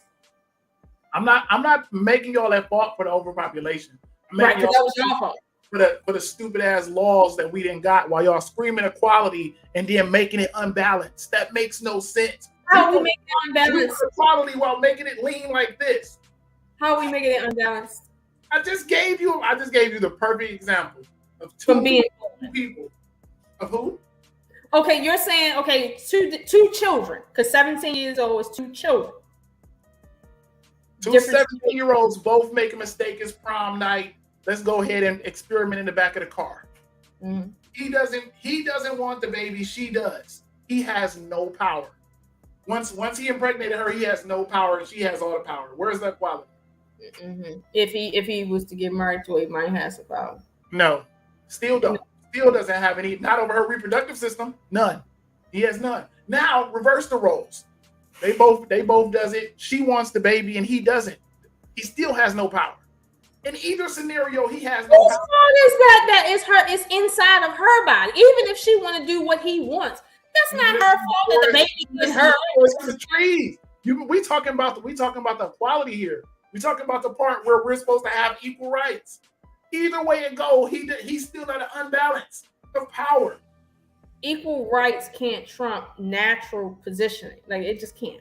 So let's step forward. Let's say they both want the kid and they both say, you know what, let's go forward with this. Step forward. Now we got the baby. The baby's here. Mm-hmm. She says, you know what? I don't want this baby no more. I'm done with it. Now the baby ain't in her system no more. She said, you know what? The baby's 6 months. Too much crying. I'm done with it. I want to go drop the kid off to the fire station. He says, no, I want to keep the baby. Who has the power? With him. The law will not, if she doesn't want that child, the law is not going to sit there and say, well, the father can't have the child. She don't want the child. I've never heard of that. I know. We're not arguing that. We're arguing the right to be able to do it. Now, reverse those roles. 6 months later, he don't want the kid. She do want the kid. Now what happens? He financially responsible for the rest of his life, no matter what. Okay. We reverse the same scenario. The baby's 6 months old. If she don't want it, she can cut ties and be completely done with it. If the baby's 6 months old, and yes, she can go drop him off at the fire station. And you just sit there, and they'll give him to the father, and they'll march off into the sunset, and she'll be perfectly fine. But if you reverse that role, if that man don't want that baby at 6 months because he realized, you know what, I made a mistake, I fucked up.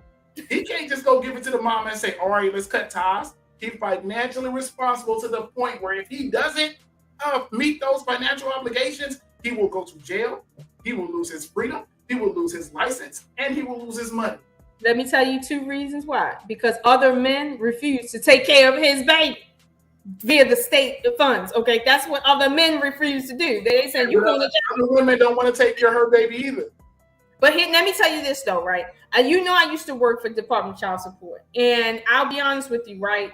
There's a lot more women on child support and or could be put on child support in those situations than not. But a lot of men just don't want to deal with the court system. They just don't want to go, period. They could be in the right and they could be within all rights to have equal power, but they just don't want to walk into that courthouse, even if they would win. Now, whose fault is that? I'm not saying it's their fault. I'm not saying it's not their fault because they're the ones with the feet. But I will say that it's like, no, women can't just walk out on their kids. If a woman decides to walk out on her child, And let's suppose there's no father involved. She don't know who the father is. She walking out on the child. Department of Social Services and CPS and whoever else will be involved. Period. Like that happens. And if he is involved, even if the grandparents are involved, they can file for child support on her and get it. You know how many grandparents I had to sit and take phone calls from and dip into people's accounts because they wasn't paying, the females that wasn't paying their child support to the grandparents. Now, you know, this dipping into my lane right here. This is my specialty. For anybody who doesn't know, I'm the child support man. I'm the guy who got $0 child support. My son was 11. I went to court. I fought for him. Hit me up for a consultation. I can help you. Let me tell you, Miss Lola, what happened to me. The same scenario, because I'm a prime example. I went to court. I said, you know what? This is wrong. I have my son 50% of the time. She has him 50% of the time. When she has him, I help her. I pay child support. When I have him, nobody helps me. I don't get food stamps. I don't get welfare. I don't get health care. I get nothing. That's all you need. Nobody helps me, but the government helps her. It's already lopsided. Right. You know what? We'll grant that. We'll erase her child support. They said you pay $0 child support. But as long as that kid is on any type of health care, you as a father have to pay a stipend, which is just $80 a month. They said you have to pay a stipend as long as he's on health care. That makes no sense. They didn't say both of you split the stipend. They didn't say it's split between the mother and the father. They said me as the father has to pay as long as he's on government health care, which is actually a deal, you know, consider putting them on a health care through my job because I have to pay all the deductibles and everything. It'll probably go over $80. So I said, you know what? Keep them on the health care. I'll still pay the $80. My point was, why didn't we split the $80? What was the excuse that they said that y'all wasn't split? They don't give an excuse. They just said you pay the fucking $80. That's what they told me. They said when you asked them why is it that we're not splitting it, they just literally skipped over your question. Of course. That's how they do, man. We got paperwork saying we do everything 50-50. We rotate on who files them every year. We got the time is split down the middle. We got half of the school system, everything. But they said, you know what? We still want some money if you're on government assistance, and we can't get it from her. We want it from you. And they said, what you gonna do? Nothing. Take it. That's what they told me as a man. So I'll say this. That's wrong. Okay, I will say that is wrong. However, that judge, that system that he's judging on, that gave him the power to judge, was institutionalized not by women. So who made that? So you mean men sat down and said, you know what? Who founded the United States? Was it women in white wigs? Which one? Say that again. Who founded the United States? A bunch of women or a bunch of men in wigs? Oh, the men in wigs. Men built it. I agree. We agree men built it. I said women came in because y'all become the majority. Y'all outnumber men now. Y'all came in and said, you know what? That's men's fault too. Y'all should keep it in your pants and have 2 kids versus everything else. All this. That's what y'all said. Oh, so now it's the men's fault for keeping it in their pants. Y'all came in and said, ones like having a bunch of kids everywhere. We don't like. Here's the thing: women don't like having a bunch of kids. You know how hard that is on our bodies. Y'all love having a bunch of kids because you can nut everywhere. We're biologically made to have multiple kids in a year. Y'all aren't. And you don't like it. And you don't like it. That's what's fucked up. And you don't like it. Biologically, we can do that. We were made to do that. We were equipped with the equipment to do so. No, you were equipped. You were equipped with the equipment to ensure a pregnancy, not to literally have a million babies. That's not why you have a lot of sperm. Come on now. Be fruitful and multiply is what they said. Being fruitful means that you just had a fruit. That's being fruitful. I heard be fruitful and multiply. Listen, all I'm gonna say is this, right? As it relates to this whole being fruitful and multiplying when you in a marriage with other people that wasn't part of your agreement, okay? This is the problem with the Black community now. There's too much, that this idea of sex is going around too much, and people are not pulling back to understand that sex is the downfall of our financial system as a people. It's the downfall of our communal system when it comes to how we relate to one another. Sex is the downfall of our political system as far as our political power. One, because like you said, there's a lopsidedness of male, female. Then there's this now gender war where sex is now kind of separating everything. And it's like, at the end of the day, sex might be great, but it really doesn't feel that great for you to live miserably. Like it doesn't feel that great.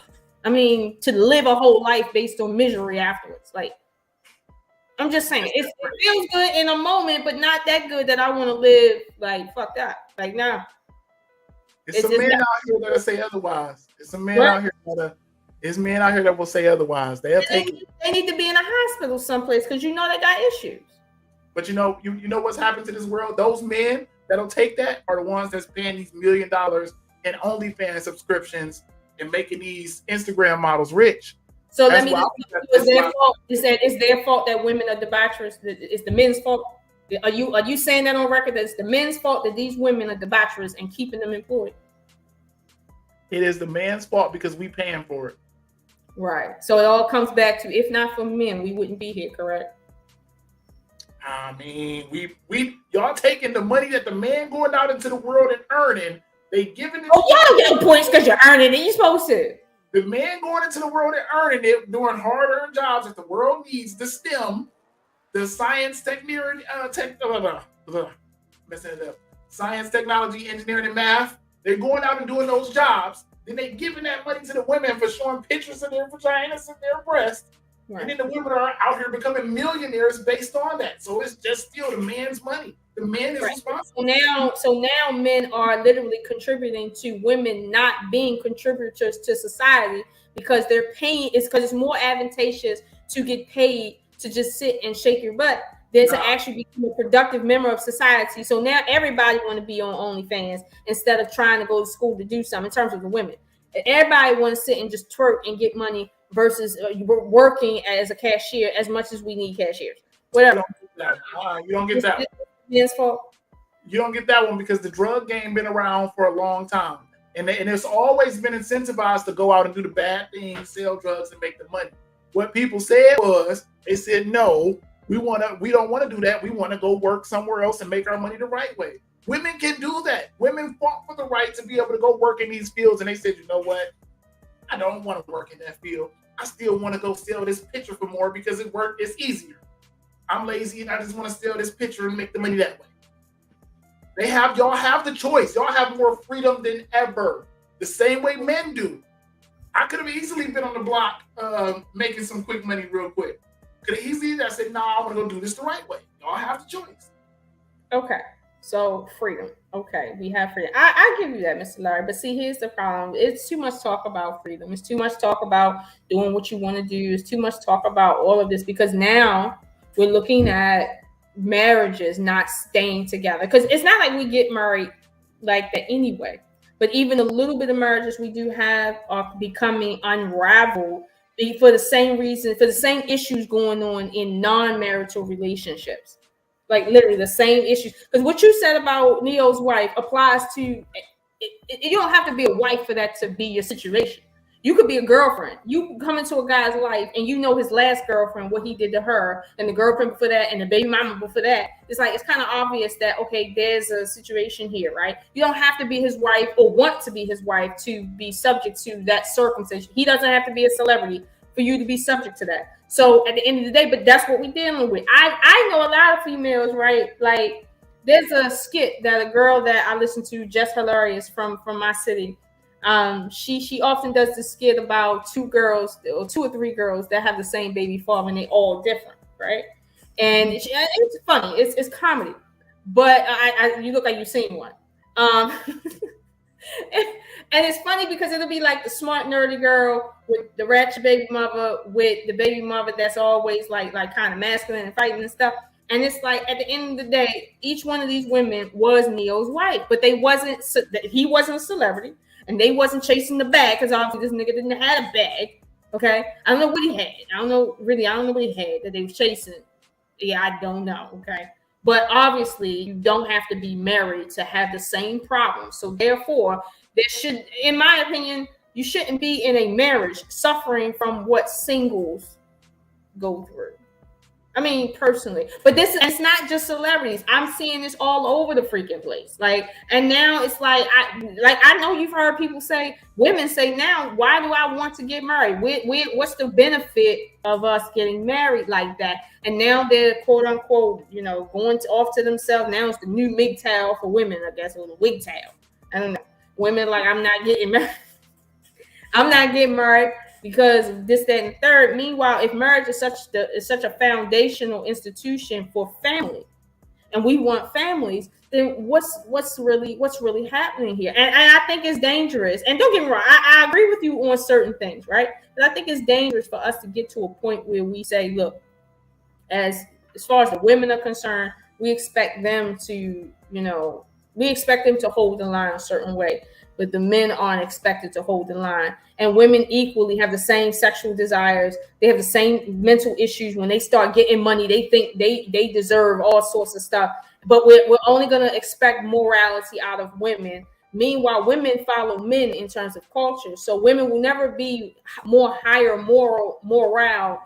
They won't have a higher morale than men, because sociologically it's impossible, because women disseminate the culture that men create.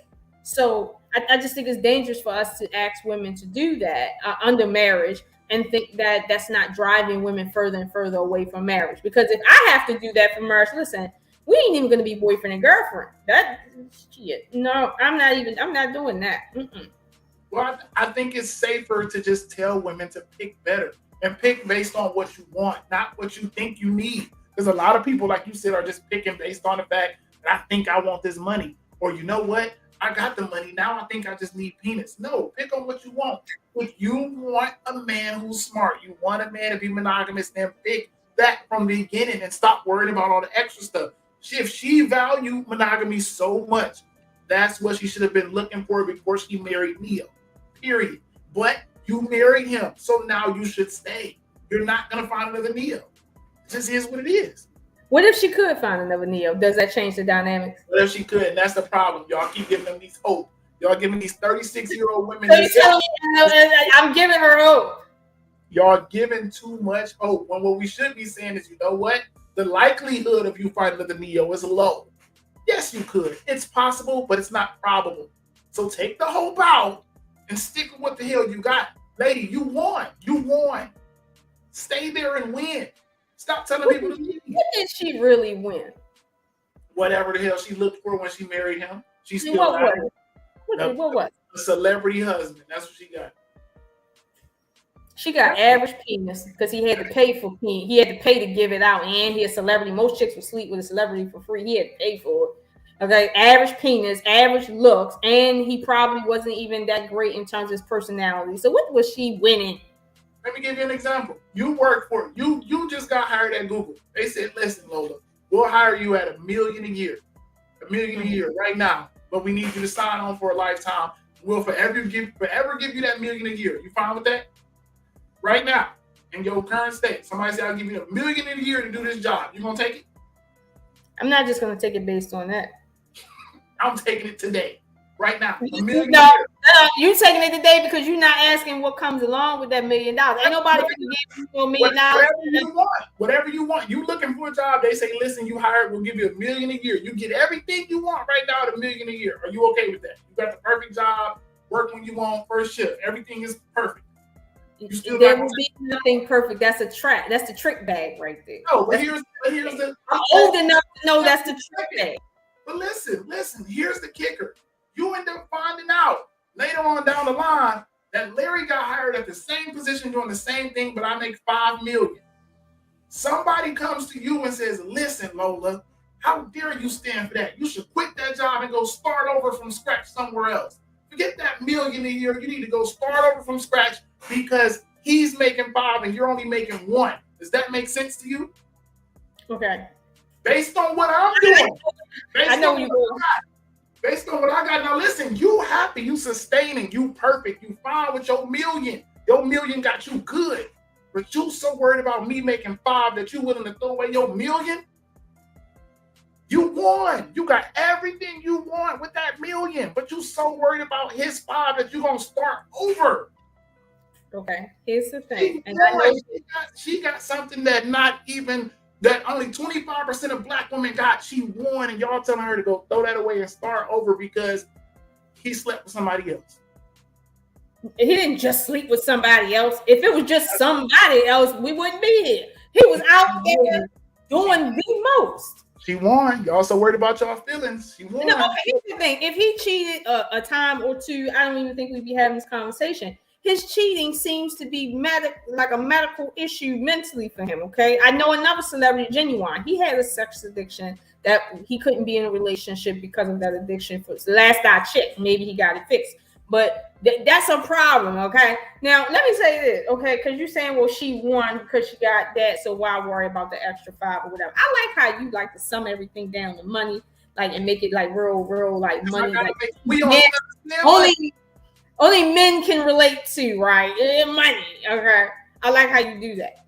But here's what I'm gonna say. Okay, as a single woman, since you put me out there as a single woman, all right? As a single woman, what I'm gonna tell her is this: you really don't want a cheater. She don't want a cheater. So why be with him?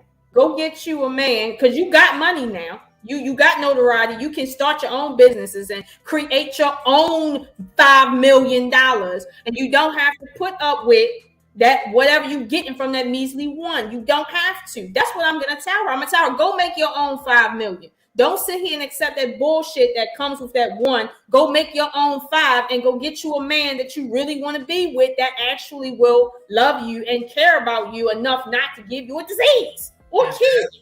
That's why so many women are out here dying alone. Because y'all give them that hope.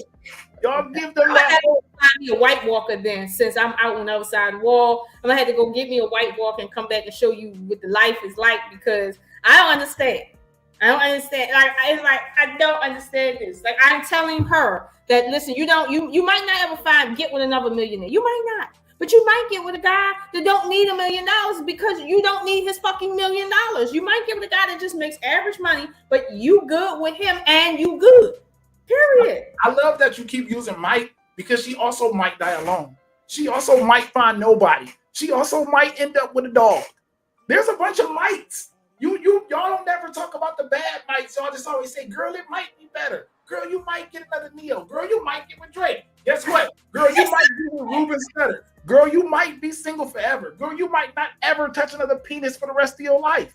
There's a downside to it. We need to weigh both. We need to understand that there's an upside and there's a downside to it, and we need to make the best decision based on where we are. She's 36. There is no better. There is no upside. There is no. We need to stop. You telling me because I'm 40 that I don't have a good chance at finding somebody?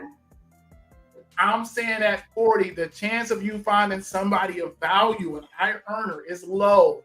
Over here. So you need to just understand that. Don't worry about what's going to happen. Just understand that the likelihood of finding that is low. So now that I know that, I can choose. Do I want to leave this and start over knowing that my chances are low? Do I want to stay with what I got?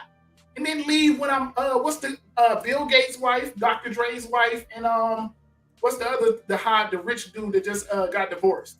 All of them wives said, you know what? My husband was cheating all them years, but I stayed until my kids got out the house, until I realized, I don't want to do this shit no more. Then they left.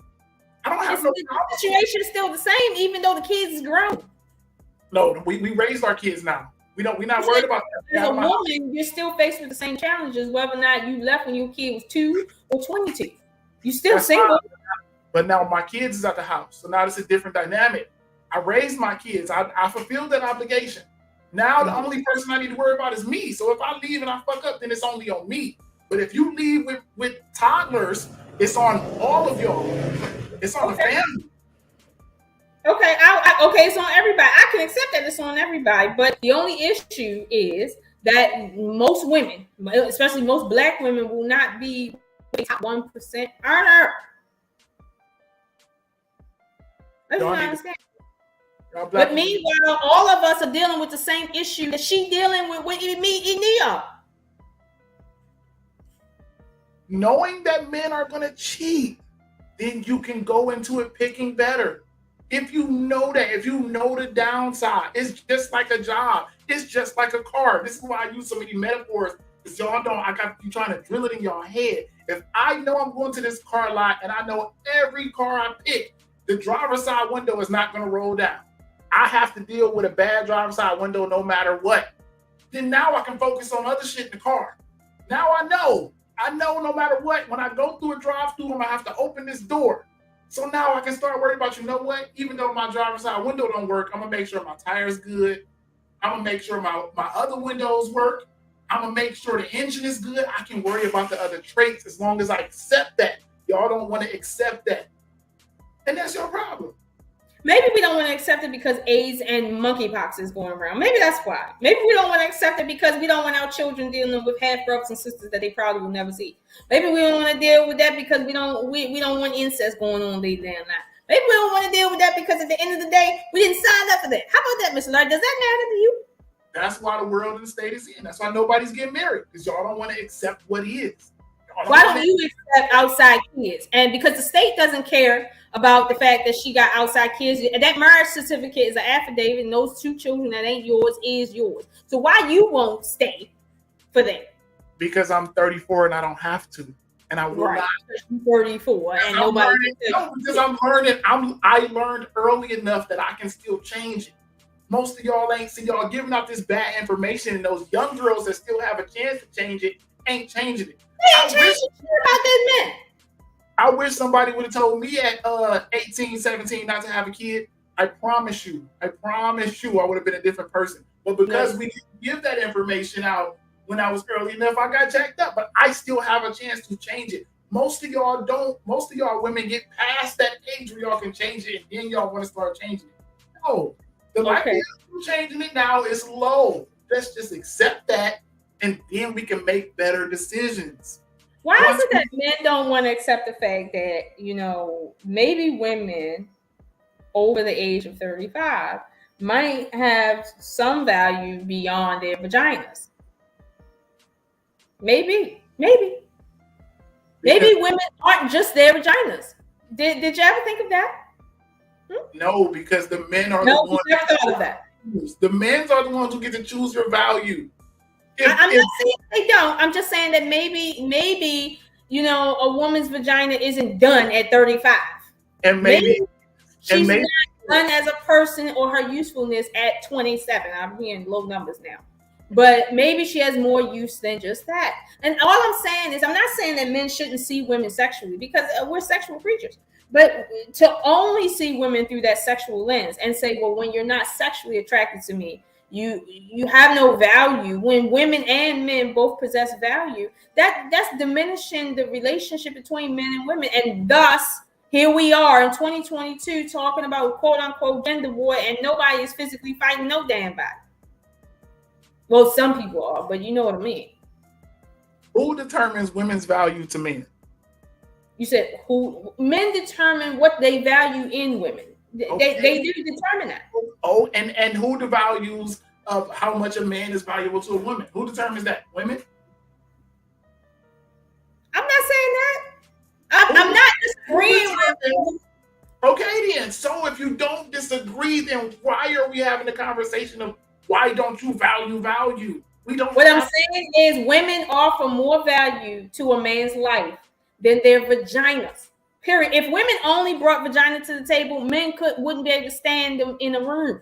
Like, that's why you want submissive women. Submissiveness isn't sexual. Submissiveness has everything to do outside the bedroom. So it's like at the end of the day, if you're a partner with a man in crime or whatever you got going on, that's not sexual. Like, the sex is like, it can come and go. But her true value comes from a lot of things that have nothing to do with sex. So why is it that a woman is only as valuable as she is young versus as valuable as she is when it comes to being a thorough woman or a mature woman for that matter? Because that's what men want. They don't want women of value. They just want sex. And you think that the problem with the world isn't where it's at, because that's the mentality that men come to the table with. Men want whatever they want, whatever they value. This is why I keep telling you, I've said this about 10 times today. You need to go for what you want. Because if those men want sex, then that's what they're going to go for. But if you value monogamy, then that's what you need to go for. No, I'm not talking about in terms of sexuality as far as like monogamy. What I'm saying is when a man wants a woman for sex, right? He wants the woman that he is sexually attracted to. However, once he has sex with her, now if he wants to keep her, she has to be of value. Suddenly, that sex ain't the value. She has to present some level of value. So why in the world are we sitting here saying that a woman that's 35 years old or above doesn't have any value when the maturity level of a woman is very crucial to if a man can stand her for 10 minutes? Like why are we acting like that has no value? We didn't say no value. We said lower value. And we need to make that clear that your value lowers as you get older as a woman, and it lowers faster. So being a more mature, submissive woman is of lower value than just having vagina. It is to the man that value looks and youth. That's just how it is. If a man, and most men value looks and youth first. It's not that they don't value the other traits, they just value these more than they value your maturity and your resources. Okay, let's say this. They value looks. Let's say looks, because that's really what it is. It's not youth, it's really looks. But you could be youthful and look old. Looks, okay. And let's say the looks is 45% of it, right? That's a big chunk, 45%, right? If you lack the other 55%, right, then your looks don't matter, even though that's a big chunk. That's not 10%. That's a big chunk. So it's like, why in the world are, again, if that's the case, then what are we doing writing people off because they're mature and they have something to bring to a relationship, not a bedroom? Because most of y'all mature women are damaged. Most of y'all mature women don't want to get on a man's level. Most of y'all mature women don't want a man to lead the household. Y'all think that y'all are equal to men. So men say, you know what? I might as well go younger. There's a younger version. I heard Kevin Samuel say this. He said there's a younger version of you coming out every year, every day. There's a younger Lola coming out every day. I ain't no younger me. I'm the first and last in my name, baby. There's a younger you. No. There's an 18-year-old. See, but that's the problem is we don't want to accept things like that. There's a younger Larry coming out as well, but women value men with age. Y'all value my experience and my age more than my youth. The same women that look at me now wouldn't look at me when I was 18, and it's reversed for women. The same men that looked at you when you was 18 won't look at you now. But we as men understand that more than women do, and that's why we can grasp it better. Y'all don't. Y'all can know it's still supposed to be the same. Okay, well, let me say this. In 2022, since you brought up Kevin Samuels, since 55 or 50% of men are single, do you think it might be advantageous for men to find something else in women to value so that the numbers won't be so jaded? Hell no. Why would you start? So they're just going to keep being single, right? They should just keep being single, right? That's what they should be. Men are fine being single. Women are the ones who have problems with being single. No, they are not fine being single as they age. No, they are not. Well, who told you that? I seen it. No, you don't. Right now, my late stepmother passed about 12 years ago. And since then, I've noticed with each passing year, the importance of my father's girlfriend in his life. And when she starts slipping in any sense of the word, right, I see how that I instantly affects my dad, his weight, his health, his mental status during the day, all of that. But and he's an older guy. My dad is like mid-70s. So at the end of the day, yes, it does affect you, whether you're in a relationship or not, whether you're in a good relationship or not, whether she is taking care of you or not. That does affect you. So why is that not important? Because the difference is he can afford to keep saying, well, just your looks, because everybody got looks, but that's not making any money. It's not taking care of nobody. It's not saving lives. It ain't doing shit. Because the difference is men can accept that if you don't succeed, you'll die alone. We accept that.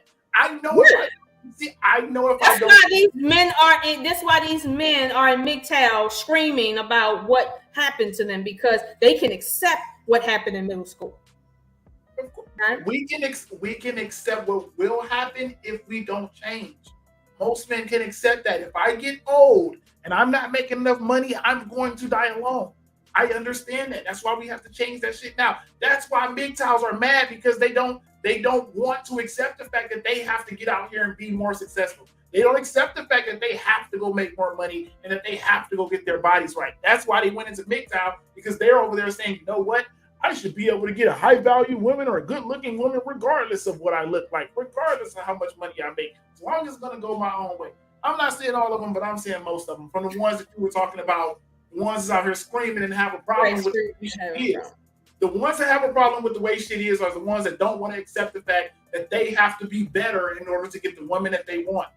The problem with the women is y'all are mad that y'all have to be better to get the men that you want. You are going to have to accept some things that you may not want to accept.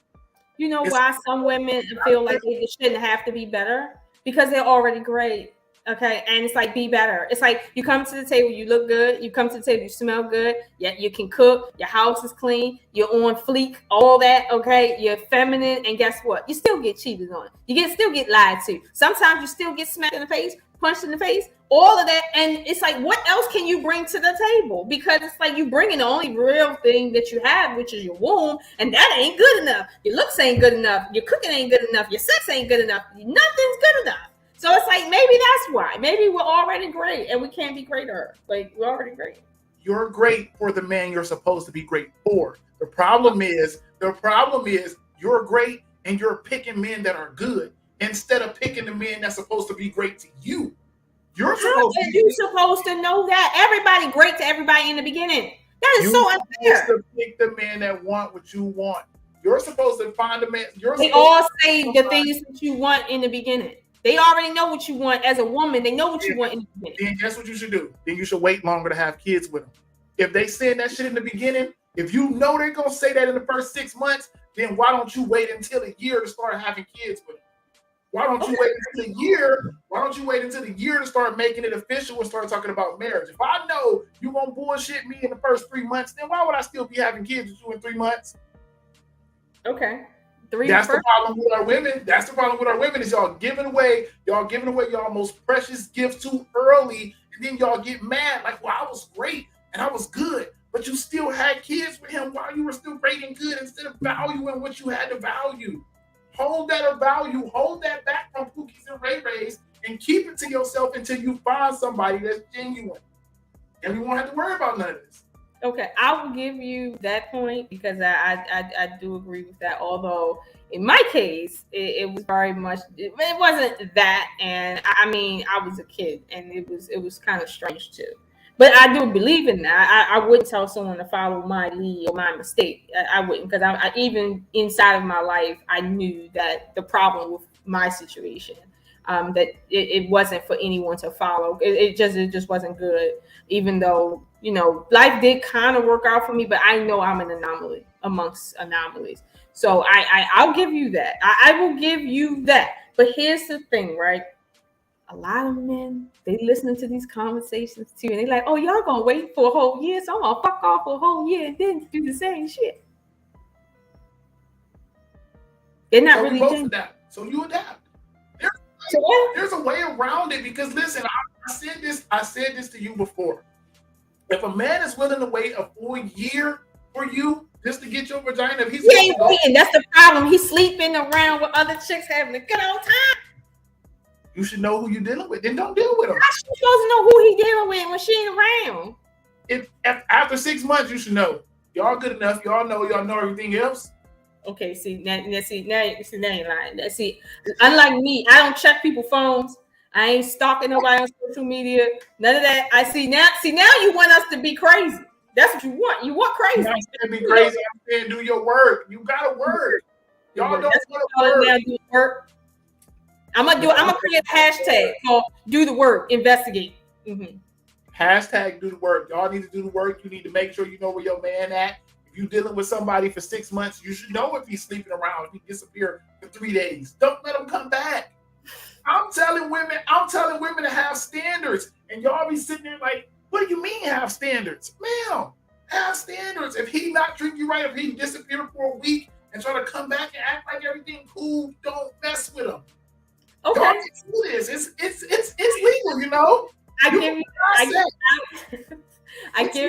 you that. But here's the thing: you can't make that argument that that's what women are doing, while the vast majority of men are making the opposite argument that women's standards are too high. You cannot make both arguments too. So some things were off. Somebody's the argument I'm having is y'all women's standards are too low. That's the argument I'm having. How is it both?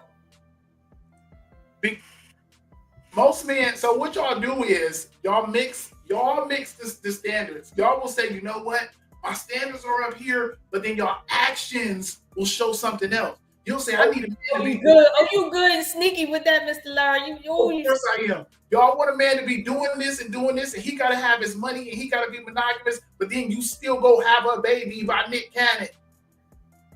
That makes no sense. So that's why we say both, because y'all say one thing, but y'all do another.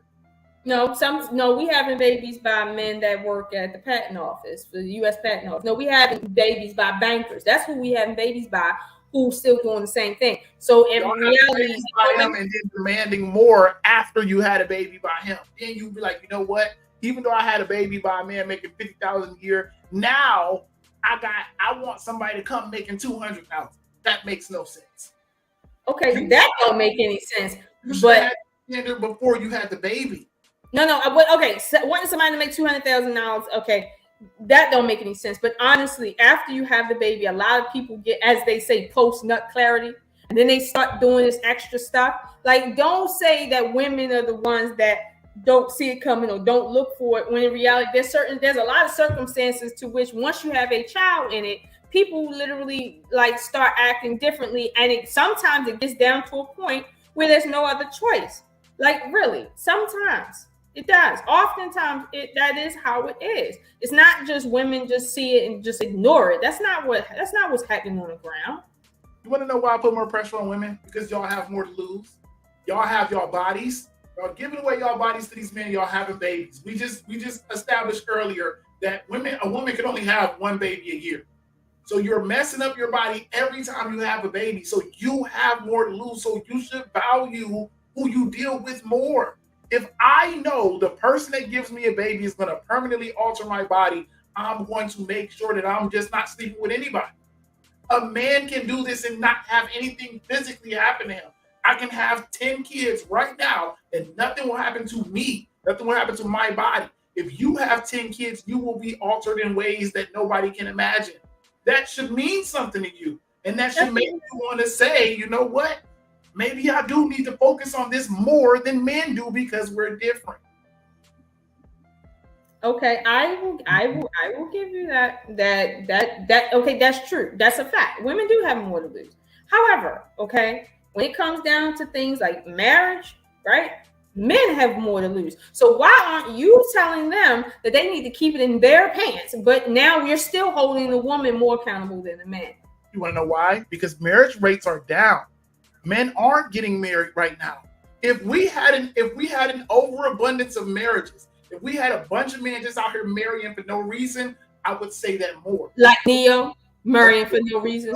But in reality, what we do have is a bunch of people having kids with no marriages.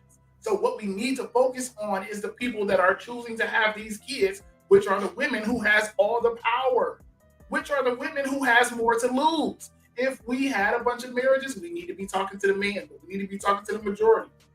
Y'all have control over this. Y'all just not taking your power. No. Remember what we said earlier. If not for, and we're going to take it to the source. What woman has power over a baby that is not in her womb?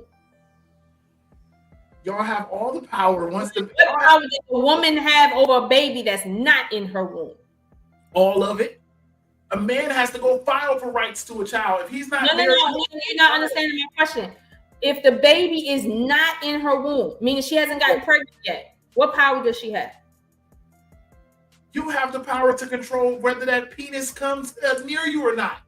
No. Here's the thing. That I really don't have the power to control if that penis comes near me because I'm a woman. I can be raped. But here's the thing. And this model world you do. This is not a third world country. This is a first world country. You have all the power still. Okay, wait a minute. Hold on. As a man, I can't have any power if you don't impregnate me. So the power really rests on you. The power rests in a person who has more to lose.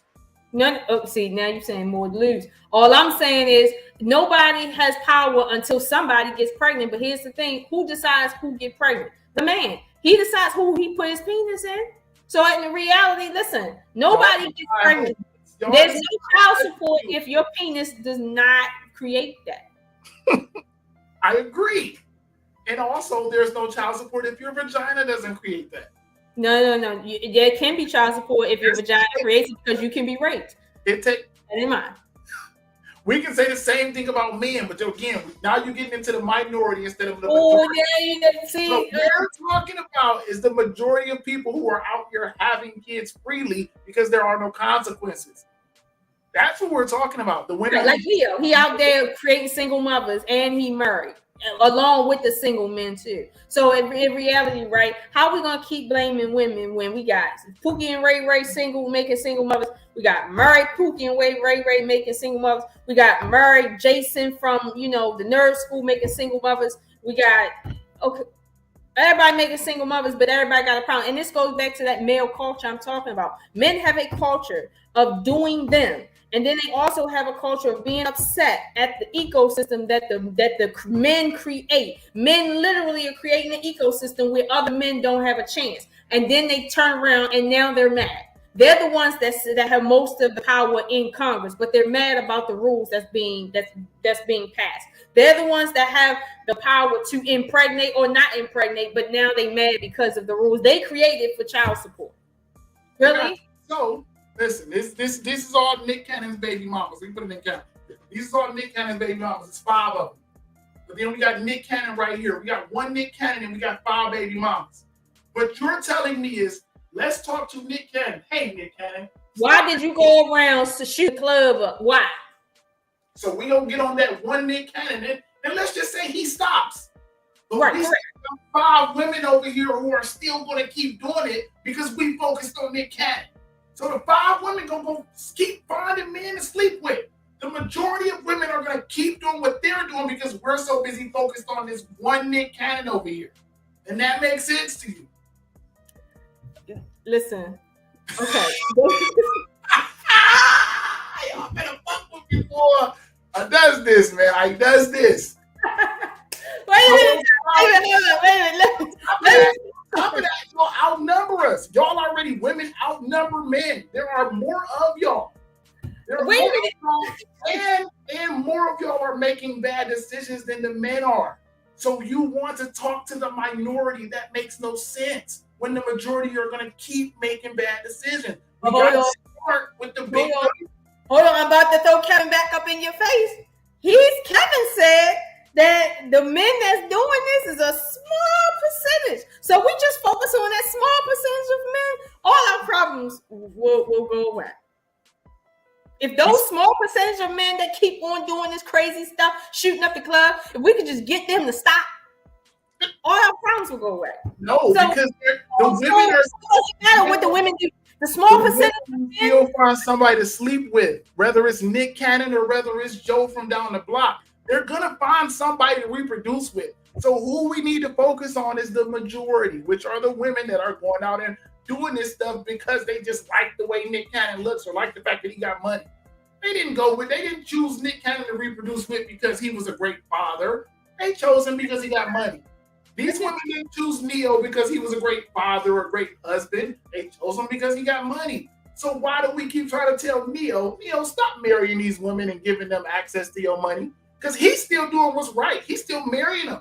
He's not even doing the Nick Cannon route. He said, you know what? I'm still going to marry them. I'm going to give them my last name. I'm going to walk down the aisle. I'm going to treat them right. I'm going to raise my family.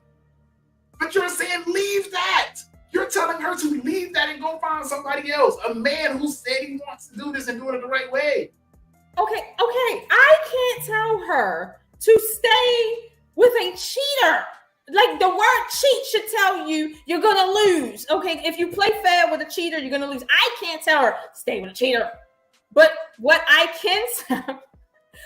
can tell her is if you knew what the situation is, it's still just that. On her, that's what it is. But on the vast majority of women, that is not the case. And I'm not going to put black women into that category as if that's how we operate. Because I'm sure the women in the Nick Cannon crew ain't all black. Or is they? They black. They bad. They bad. They all models. Bad. I say, are they black? They who? I didn't say are they bad. I said are they black. Oh yeah, most of them. He got some mixed ones. It's some black. I saw some black. It's all over. He don't discriminate. Okay. Here's the thing, right? If men are the leaders, they have to lead from the front. Okay, and leading from the front means as men have to do a better job at saying, you know what, if 80% of the women are having sex with 20% of the men, we need to start correcting and regulating the 20% of the men so that they stop shooting up the club and give everybody a chance to shoot up the club. Okay, as women, we can say, and I can say to other women, listen, if you see that your child is going to be fathered by a man that's not a father, you're a fucked up mother for choosing a fucked up father off rip. It ain't even like he became a fucked up dad. No, you knew he was a fucked up dad, and that's who you thought was the best father for your child. Like I will give women credit that when they get with a guy in the beginning is good and then it gets worse over time. Cool, that happens, that's life. But when you are female, the first decision you make for your child is who their father going to be. If you see a fucked up individual and then you go and purposely gap your legs open, you are a fucked up mother. I can say whatever I want to say about the father, but you're a fucked up mother for that. But that's what's going on with these celebrities. But for the other 99% of the population, Mr. Laurie, okay, that is not the case. That is the case. We disagree there. That's where we disagree. Okay, so we're gonna agree to disagree. Okay, so we've been going for 2 hours 23 minutes and we kind of agree to disagree. Okay, so salute to everybody in the chat. I just had to get this out, okay? Because see, he done brought me up now and put me out there, okay?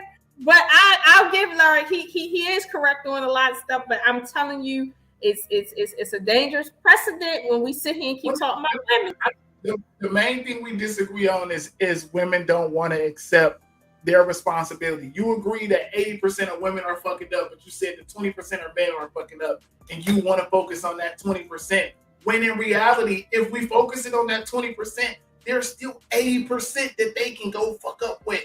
So even if this 20% fix itself, the women are still gonna have a hella options to go fuck up with. They can't impregnate themselves.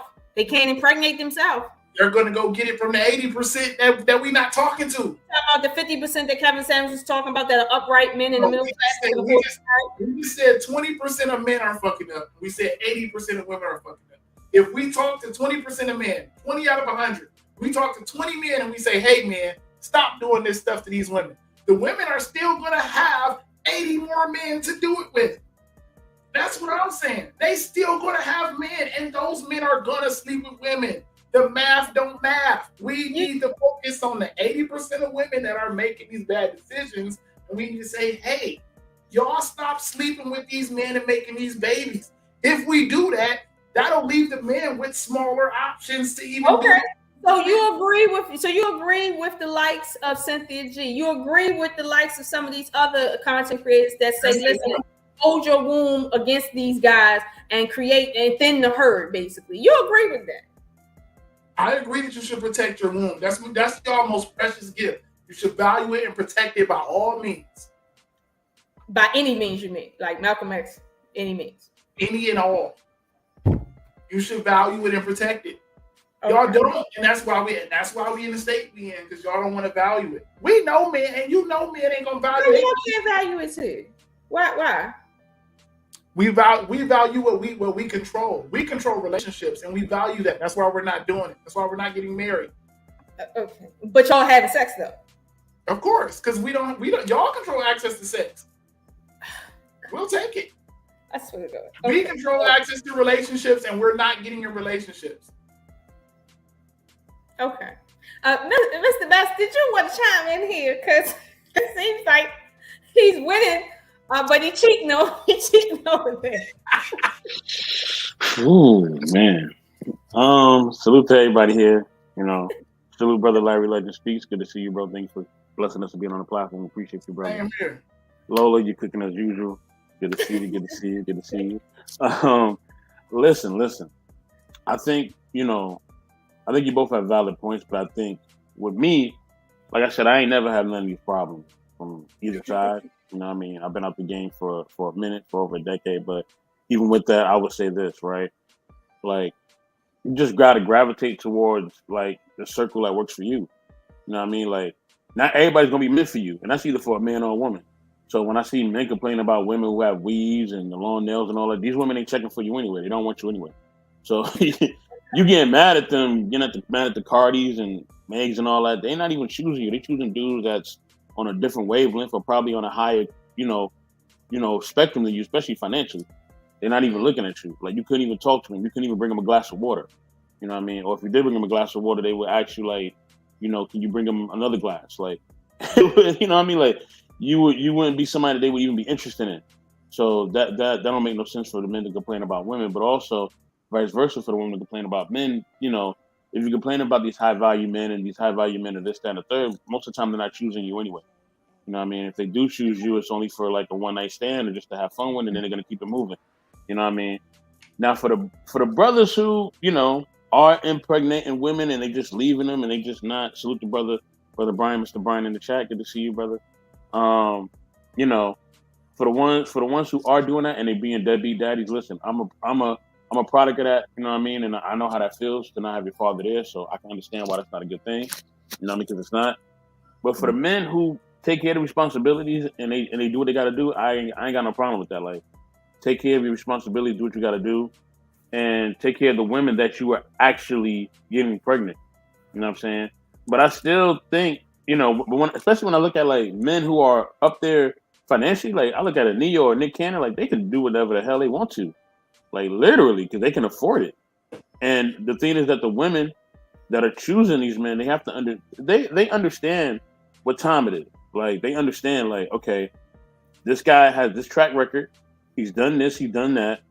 Do I choose to be with him or not? The thing is that some women a lot of times can think this, not all women, but some women, they think that their coochie is going to be better than the next one, and that they are going to be able to swindle this man to be faithful to them. This man who has all these resources, who has all this money, who has all these women available to him at any time, any beck and call, he's going to be faithful to you, which is truly a farce. You know what I'm saying? Truly a farce. You know what I mean? And a lot of times when we look at high value women, they're not even faithful either. Look at Jada Pinkett.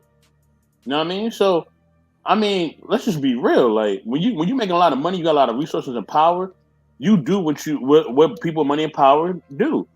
Whatever the F they want to do. So it's not a man thing, it ain't a woman thing. It's really a money and power thing. If you have money and power, you can do what you want to do. The more money and power you have, the more your options open. The more options you have, the more you're tempted to do different things. The more the temptation, the more you're credible to fall into that shit. The only reason why the three of us are on this panel and we ain't subjected to that because we just don't have that type of access.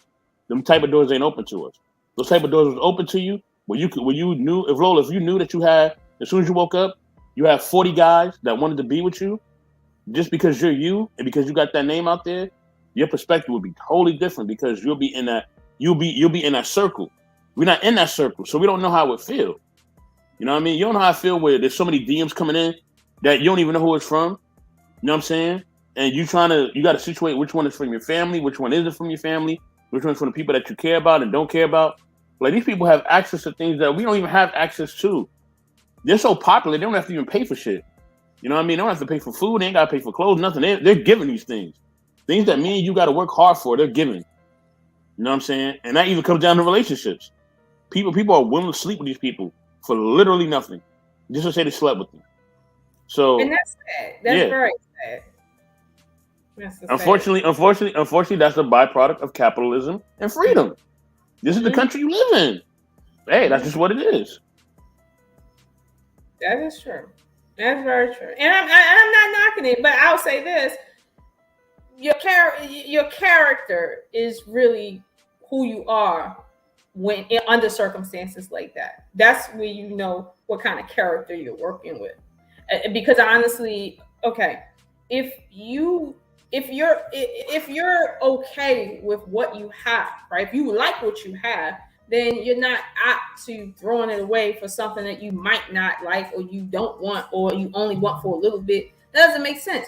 But I get it. But like Mr. Larry said, and I agree that, you know, this might just come down to a human issue, that when they get power, money, influence, that it starts changing them on a level to which the sexual games begin. But I'll be honest with you, I'm not going to say that every rich person is a cheater. I'm not going to say everybody that has resources and means are out there not keeping their words within their relationships. I'm not saying that, but I am saying that because there are people out there doing that is possible. But again, it's a choice. And my question is, why is it that we don't choose that? And then we turn around and say, well, rich men deserve to cheat. Like, what did they like they deserve to be liars? Like this doesn't even make sense. People aren't supposed to be lying. So how is that a point of what one can achieve to deserve? Like, you know, like I don't understand that, because I kind of feel like the best thing you can do as a man is to show your son that you love his mother, or at least respect his mother. That's the best example you can give to your son, like, and vice versa to a daughter. So I'm like, how is Nick Cannon even out here? Like, how is he out here doing a damn thing worth of respect from his own children? Like, this should be a shame. He should be ashamed of himself. Like, ashamed. Those children won't grow up together. They won't have a family dynamic that's healthy. And yet somehow he's out here acting like he isn't looking like a complete fucking fool. Like, seriously. Because he got money, that takes it away. You know what that, like Mr. Larry said, he's just a high earning pookie. But he's out here thinking he's looking good. I don't think it's about the money. I think it's the fact that women in bulk are still choosing him. It's beyond the money. Y'all still sleeping with him. And then y'all get mad that he acts this way, and y'all still giving him access to your most valuable gift. Of course he's going to still act up. Like, y'all giving him a reason to. It's beyond the money. Y'all choosing him for money, but y'all also stroking his ego by still giving it to him. Listen, I'll give you that the ego stroking is going on, but it ain't going on by no real women. Maybe some females, but real women ain't chasing no dude for no bag. Not in 2022.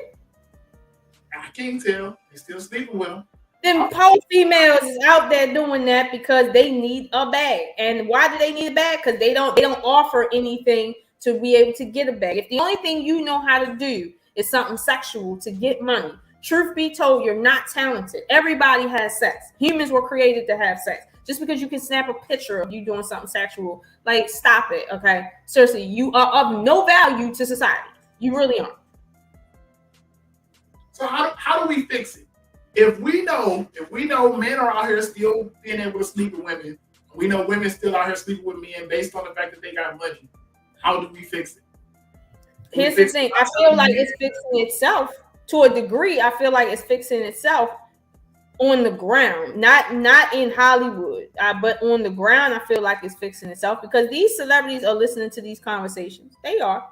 They're seeing how the culture is changing, where people aren't looking at celebrities as commodities as much as they used to be. Even the industry itself is seeing how the culture is changing. We're not chasing syndicated television anymore. We're not chasing music from label artists anymore. Everybody, at least everybody I know, got an artist in their playlist that ain't signed to nobody, but they're streaming though. Like, the culture is changing. But it's like it's changing because at the end of the day, we have more access in terms of choice, and we understand what's not working. It's not working anymore. The whole Barbie doll twerking thing, the pseudo Little Kim situation has been going on since the late 90s. It's played out now. If you're 35 years old, you don't belong with pink and purple hair acting like you're 16. People are starting to get bored with that. It's not that they feel like it's not new or it's not useful, I guess, from a child's perspective, but people are bored with it. Like, even the kids are bored with it. I heard a young guy, he might have been like 22 years old. He like, come on now, like, we bored with that. He's 22 years old. I can see if I said he was boring because I've been around since the 80s. But come on, life is changing. So I do believe the situation is fixing itself to some large degree. But I do feel like there's other issues going on as well that need, attention. Not so much in the industry, but I will say it does it does affect it, because when we look at circumstances like Neo, everybody does a video talking about modern women versus women that are in the industry, which is a small percentage. That's the only gripe I have. It's like, are we talking about the vast majority of working class people, or are we talking about the majority that move in those 1% circles? Like, what are we talking about here? I don't think it's fixing itself. I think it's getting worse. And I think it's getting worse because even from a logic perspective, I like to switch stuff around. You own a company and you got one person, you got one employee, but you got 5 people in HR that control the payroll and how the company works. Your one employee is fucking up. He's doing some stupid shit. But your 5 people in payroll keep paying him top dollar to fuck up. They keep paying him. Do you think he's gonna quit? No. They still paying him exactly the highest amount he can make. But would you keep telling us until that one Nick Cannon to quit, even though he's getting paid? He's getting top dollar from these women. He's getting y'all most precious gift. He's getting access to y'all vagina. He's getting access to your womb. Y'all giving him all the money, and then y'all looking at him and saying, hey, Nick, stop taking our money, even though we're going to keep giving it to you. He's not going to stop. It's not fixing itself because y'all still paying men to be stupid. What about the drop in teen pregnancy? What about the drop in the amount of children women are having, the physical number amount that women are having? What about the rise of women saying, well, like that article that came out about, the women having higher standings and thus relationships aren't taking off as much, that everybody's been doing videos on. What about the fact that, yes, women are withholding sex, withholding their wombs? They are going more towards utilizing dating coaches now. More women are doing that. So things are changing culturally. But I guess, like I said, in the industry, on television, maybe not. But on the bottom level, the numbers are moving. And honestly, I feel like they're a little significant. Like, for real. They are. Most men are complaining that they can't get a date. Back in the 90s, you could date any woman and use any woman and stuff, and it didn't matter if she was a good woman or not. You were still going to sit and throw her away anyway. Now, you can't even get a good woman on a date. So it's like, I think that something changing. I think the outcomes matter. When we start seeing a change in the amount of single women with raising kids by themselves, when we start seeing a change in that is when that'll matter. Right now, we're just talking about the small number. I need to see the outcomes. I need to see more marriages and less single parents. But do you think that outcome with marriage is going to change when people are questioning, do we even need that institution at all? I need marriages to rise and single parents to go down at the same time for it to really be significant. How could that be the case if the question now is, do we need marriage as a culture? Because we need people marriage. To feel like they don't need it. We need it for family. We need it to raise these kids. We need these single moms who are out here having problems to start speaking up and saying, hey, this ain't what you want. This is not fun. This is not good. Get married and get you a man. That's what we need. But I get what you're saying. But after I say get married, I have as a let's say a single woman, right? A single mother. I say, listen, it's best to get married. The next question is, get married for what? So that your kids can be raised with a father. You just said and articulated that you can be a good father without being a good husband. Thus, you don't have to be a husband to be a good dad. So therefore, and I'm just saying, therefore, you do not need to be married to raise good children. Therefore, what is the purpose of marriage? To make sure that it's for the children, to make sure that we have something when I go on. When I leave here, if I got this business, if I got this YouTube, and I got all this money established, when I leave, I want to make sure my son has something. I want to make sure my wife has something. So you can will your children stuff. You can. You can will it to them, but it's going to automatically go to them if I'm married.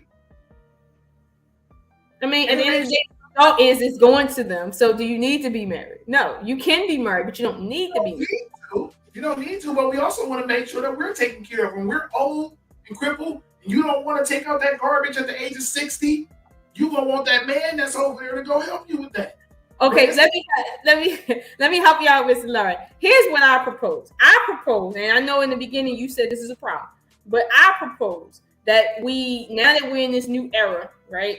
And we have to start reconsidering our things. Okay, it's not to say we're throwing it away, but we have to reconsider why we're doing something, because the dynamics has shifted. So we have to refocus, right? Or let's say we have to recalibrate. I feel like that recalibration is us saying that, you know what, our grandparents and parents may have gotten married for this reason, but maybe we need to get married for a different reason. And that different reason may be something that might not necessarily be as, financially inclined as before. But here's the thing, the end result is what? There's a marriage, there's a family, and there's that covering. Regardless of why you get married, the fact that you are married, in a sense, gives you the cover that you're talking about. Because at the end of the day, if men don't find another reason to get married, the marriage numbers will not move. If women don't find a different reason to withhold and to look towards marriage, because they getting money now too, and feel like, if they don't find another reason to want something, they won't want it. Like, there has to be a different reason now, because the times are different. That's all I'm saying. I'm not saying throw away marriage. I'm just saying we might need to recalibrate and figure out a different means to getting married and staying married. Like, the reason we stay married versus the reason we get married, it might have to be different than it's been in the last 2,000 million years. I think we just need a better way to make it work. Our grandparents they had their reasons, but they also understood at the end of the day, I have to make this work because I value my family. They didn't value their family. They valued the roofs over their heads. That's what they value.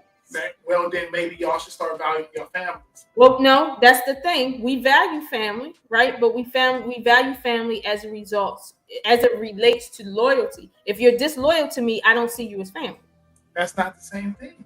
I get what you're saying. But again, these people nowadays are not getting married because they need money from one another. That's not why most people on the ground are getting married. Don't get me wrong, that's nice. If that's there, we all will accept that. But most people are not getting married because they're looking towards retirement. Most people will never even have a retirement. So that's not why they're getting married. They have to, if you're gonna get married, you need to get married for something that's going to keep you married. And a roof over your head, everybody puts a roof over their head, woman or man. Women come to the table. Men now expect women to be able to keep a roof over their head, whether or not they involved with them or not. So that can't be the reason why you're getting married. Everybody comes to the table with that. So no, that's not going to work anymore. So to say, well, value family, it's like value family from what position? Keeping a roof over their head, or raising them correctly, or raising them based on morals and how to be in good relationships. We gotta find a reason, because right now, trying to keep going back to our grandparents' time in terms of what they value based on their circumstances, it's not working now. It's just not. These young kids, here's the thing, when I was little, you couldn't be 18 years old and a millionaire unless you was on TV, like literally syndicated TV. Now, all you need is a damn phone.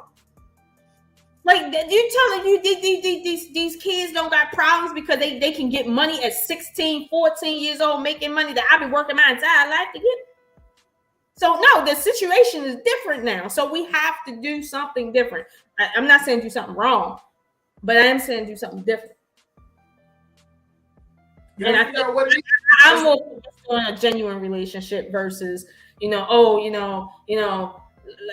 yeah, no. I like genuine friendships and genuine relationships. That whole situationship, that's what I call a marriage based on we just together for the kids, or we just together because there's a business here. That's a situationship to me with legal documents attached to it. That's what that is. Situationships can be in a marriage too. It doesn't always have to be under single terms. That's where I adjust to the modern times. I'm not against a situationship as long as everybody's benefiting from it. If you eating and I'm eating, I get what I want, you get what you want. Why not make it work? I'm okay with that. Okay. I mean, situationship. But see, here's the thing. There's a lot of caveats you got to put on a situationship. Not if I'm happy and you happy, we don't. But how many people happy in their situationship? If we were just talking earlier about happiness. You said a lot of these people doing this stuff and they're not happy.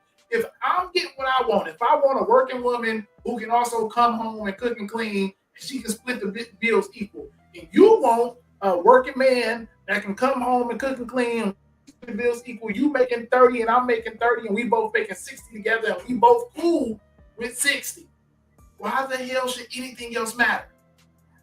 I get that. Why should anything else matter? But in reality, you're saying I'm happy with, as a man, I'm happy with a woman basically being equal to me. But then I know it's only going to take a few risings and settings of the sun before you start talking about how you're not happy with that, because you know what comes with that. A woman that has to meet you 50-50 ain't going to be the same type of woman that's sitting back not doing that. But that's what men do a lot. They say, I'm happy with that. But then it's like, you know that you walking into a burning building. You just are. Like with that. Like even wanting that, you're walking into a burning building. So how does it make you happy as a man? In this modern era, we gotta, like you just said, we gotta change the way we think. That was the old way of thinking where, you know, we had to make all this money and we had to do this shit. In this modern world, we just gotta try something. I'm not saying we've been trying that. We've been trying the whole let's move in with a chick and let her do everything and then we just sit back and do nothing. Men have been doing that. That's nothing new. And who has the problem? What do you mean who got a problem? Who has it? You said we've been doing it, the man been trying it. Then who leaves it? Then who has the problem with it in the end? Is it the man leaving? Honestly, outside of what people are quote unquote reporting under marriage, I can't say who's leaving the most. I can only tell you under my circumstances. No, I don't. Not under like single situations. I do not know. I don't know. Y'all are hypergamous by nature, and I'm not saying that's a problem, but we know that y'all eventually you're gonna want more. You're not satisfied with this, that. Most men are satisfied. That's a misnomer. Women are not hypergamous by nature. Men have created these hierarchical systems that women have had to manage because they live on this planet, and thus they're trying to maneuver in the jungle that the men have created. But so you can't sit there and say we're that way naturally when we're only responding to a system that men have artificially created. Like don't say we're naturally hypergamous, because hypergamy has to do with moving from different classes based on marriage. In the beginning, there was no classes to be moving up to. Even outside of the system, in the caveman days, women wanted the biggest, strongest caveman who can go catch the biggest, strongest food and build the biggest, strongest hut. It's not about that's not hypergamy. That's natural. That's natural. What is it? Wanting more and better? Wanting more and better is not hypergamy? No. Wanting better, wanting the best just means that you're natural, meaning this. Nature always seeks to improve upon itself with each time it replicates. That's nature. That's not hypergamy. That's nature.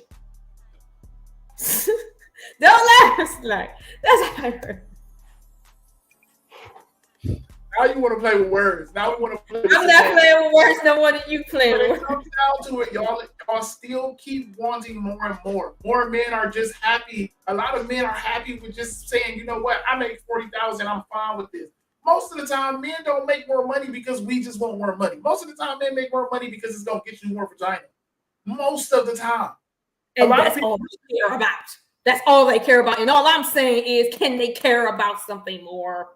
No, you can't make me care about something else that I don't care about.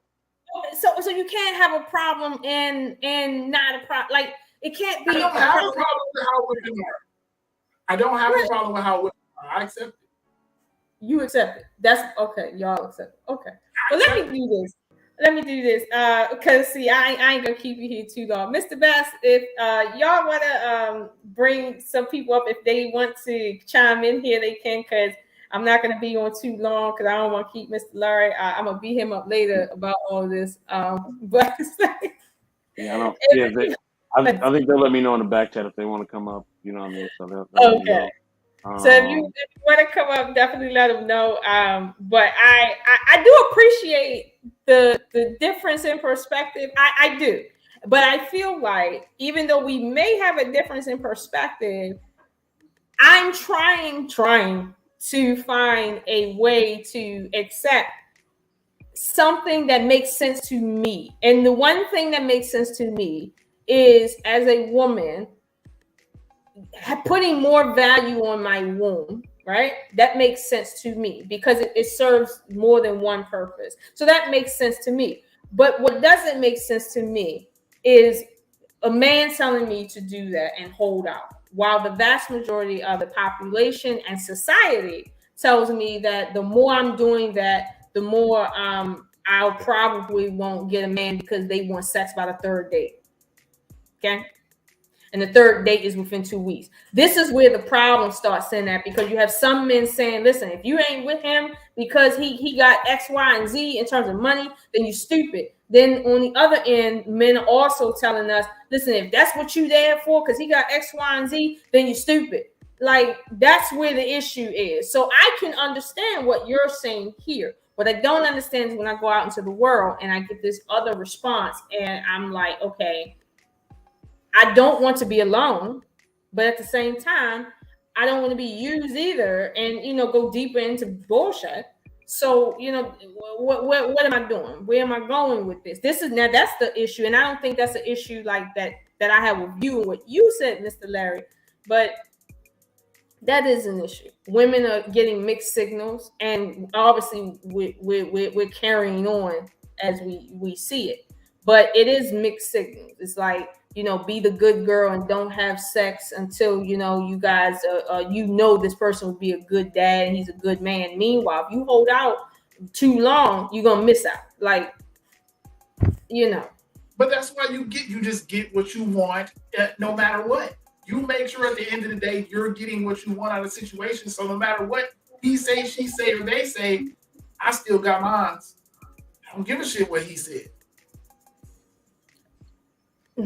Well, here's the thing. We're trying to get to the point of saying, I got mine. Most people don't got nothing.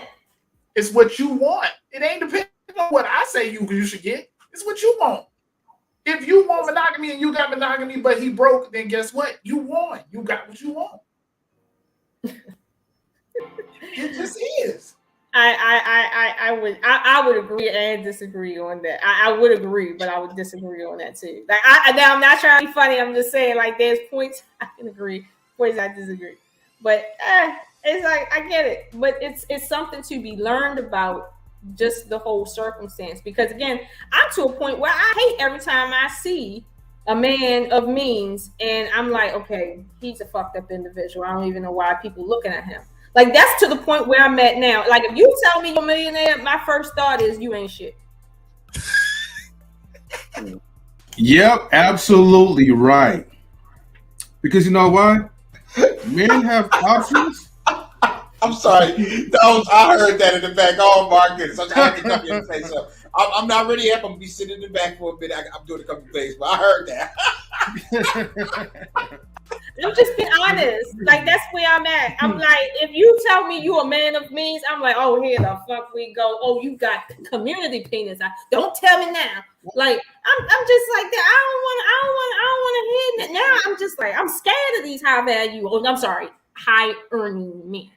Well, Lola, what about like the women, right? That has like the community pool, that invites the other men to come over. Remember, but remember what Mr. Lawrence said. They get punished. Well, hold on. Like, men, right? They have to work their way to even get to the level where women are at. Because remember, women are born with like a cheat code. As long as you're pretty, you're all dolled up and nice, you could have like the control. You could have like certain type of options that you could just like throw away. But men, we gotta work our way up there. So if you think about it, right? A person who has worked hard versus a person who was just always being handed out to, do you not think the man deserves to exercise his options? It's like you're exercising your rights. Wait a minute. You worked for your money. You didn't work for vagina. Working for vagina means that you got I don't know what it means on a man's side. Well, the but vagina's a byproduct. What you put in as a man, you put in that at your employer. So everything you get, you should get from your employer. But as far as like vagina is concerned, it's like you didn't earn vagina. It's like, listen, by default, some women agree. Some women are only there for money. That's by default. That's not because you earning shit. You could have hit the lottery by mistake and get the same thing. You didn't earn any damn thing. It's just the way life is. Well, that's Lola, right? Wait, hold on, let me rebuttal real quick. But Lola, right? Okay, if that's the case, right, that you work like with, for your, employee or whatever, right? You're the employer. Then think about this though, right? Like, what about hoes? Okay. Hoes? Okay. When a high value man has the means and the money to pay for a woman, right? Is that woman not his like employees? I mean, he does have that type of benefit, that type of advantage. If you're just paying for sex, think about this though. If you're taking, if a man is always constantly taking multiple women out, let's just say you're taking out dinner dates, you're providing security. That is a fair, like even exchange, right? For the beauty and the sex. Yeah. So could you look at that like you're the employer and you just have a bunch of employees that you're just exercising with?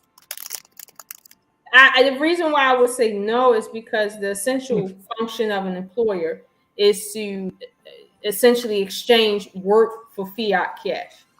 That's what that is. So you taking a bunch of women on dates and stuff, it's like, it doesn't quite qualify under that. And here's the thing, there's that physical component that, you can say I paid for a service, right? A sexual service. And you pay However, that sexual service is intrinsically tied to family. And it's like, that's not what an employer is. Like, an employer isn't tied to your family. But however, that circumstance is, so that's where you get that muddy water that the state or the federal government is not looking to sit and make all in one. Because like you said, like you get somebody pregnant, now the government gonna step in.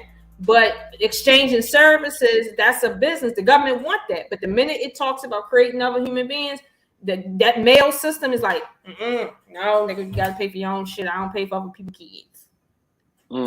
Even though I have a rebuttal, but I know Mr. Intellectual Soapbox needed to speak, so I'm gonna let you go ahead, Mr. Intellectual Soapbox. I'll say this.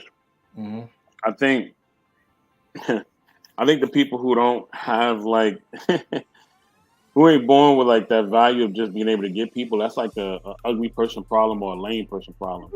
If you ugly or lame, then it's gonna be hard for you to get somebody, and that's either a man or a woman. You're gonna have to work hard. You're gonna have to do all your push-ups and shit. A woman gonna have to get surgery to change her body and all that. A man gonna have to make a certain amount of money because they just ugly or they lame.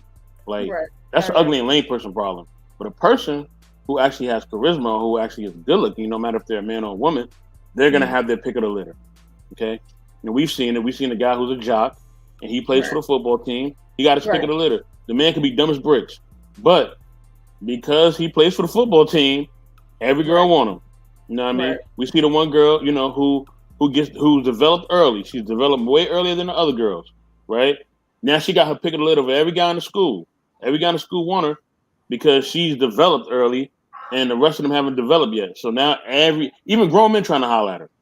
You know what I mean? Everybody want this woman. You know what I mean? Or this female, or this girl. You know what I mean? Because of what she look like or what she has. So when you look a certain way or you have certain things or you move in a certain way, then you're gonna get certain type of attention just because what you have, what you are. You know what I mean? Some people are just, like I said, there's some people who are universally good looking. Will Smith is a universally good looking man. You know what I mean? If Will Smith was single today, he would not have a problem finding somebody. He wouldn't. You know what I mean? And Jada Pinkett, I'm not gonna say she's universally good looking. I would say more like a Halle Berry, right? I mean, that's just my cup of tea. Halle Berry is universally good looking. Ain't nobody on this planet gonna say Halle Berry ugly. We all know she ain't. We all know she can have a pick of the litter. Yeah. You know what I mean? And Lola, don't hate. All right? She can. She's Halle Berry, okay? It's like all right. It's like you comparing if you comparing a Porsche to like a Honda or a Hyundai. A Porsche is a Porsche. It ain't really nothing you can do about it. If it's a Porsche or Lamborghini, it's a Porsche or Lamborghini.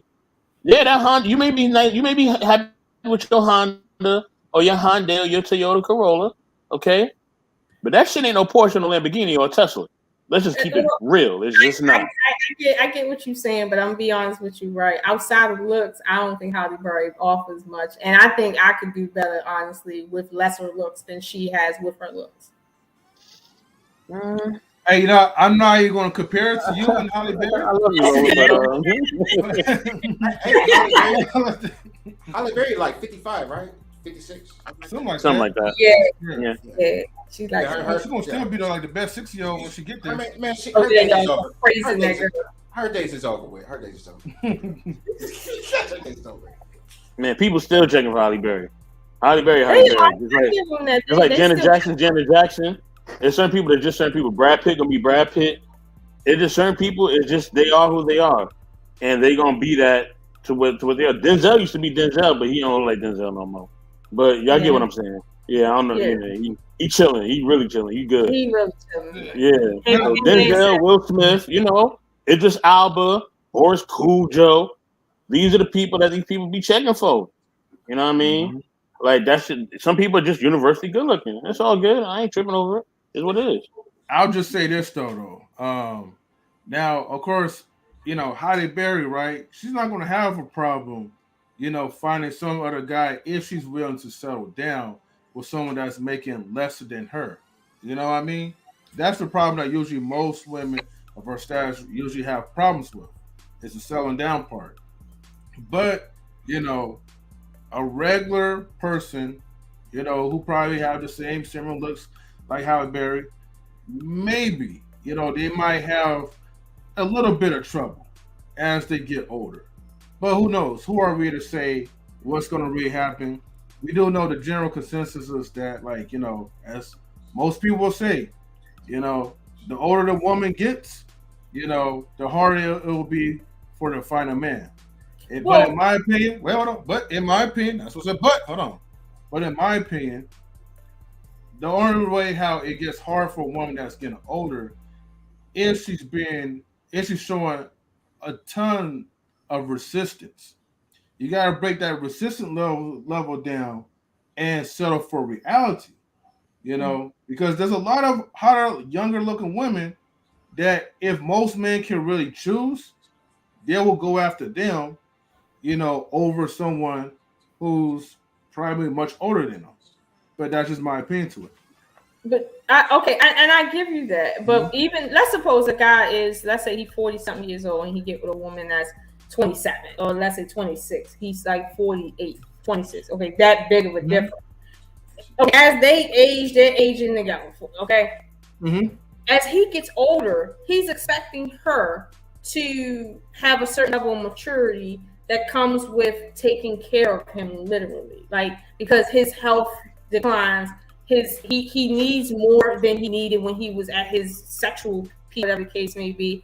Like, he needs more, so he needs a different type of woman as he gets older. He needs a mature woman, so therefore her value as she gets older, even in their relationship, takes a hit, meaning he doesn't value her sex as much as he gets older, because he needs something more out of her than just her sex. Like, once she has a baby by him, it's like, okay, now what are you useful for? I have a child with you, but what else are you useful for? Having a child with a woman that you sincerely hate to be around, that doesn't cook for you, that doesn't clean, that doesn't do shit. Like, it'll drive you to be by yourself. This is why I said to Mr. Larry and the whole panel that it's like, can men find 2022? Can men find other reasons to appreciate women? Because women have other things that men need, and a lot of times with younger women, that it's not all caught up in the younger women. Sometimes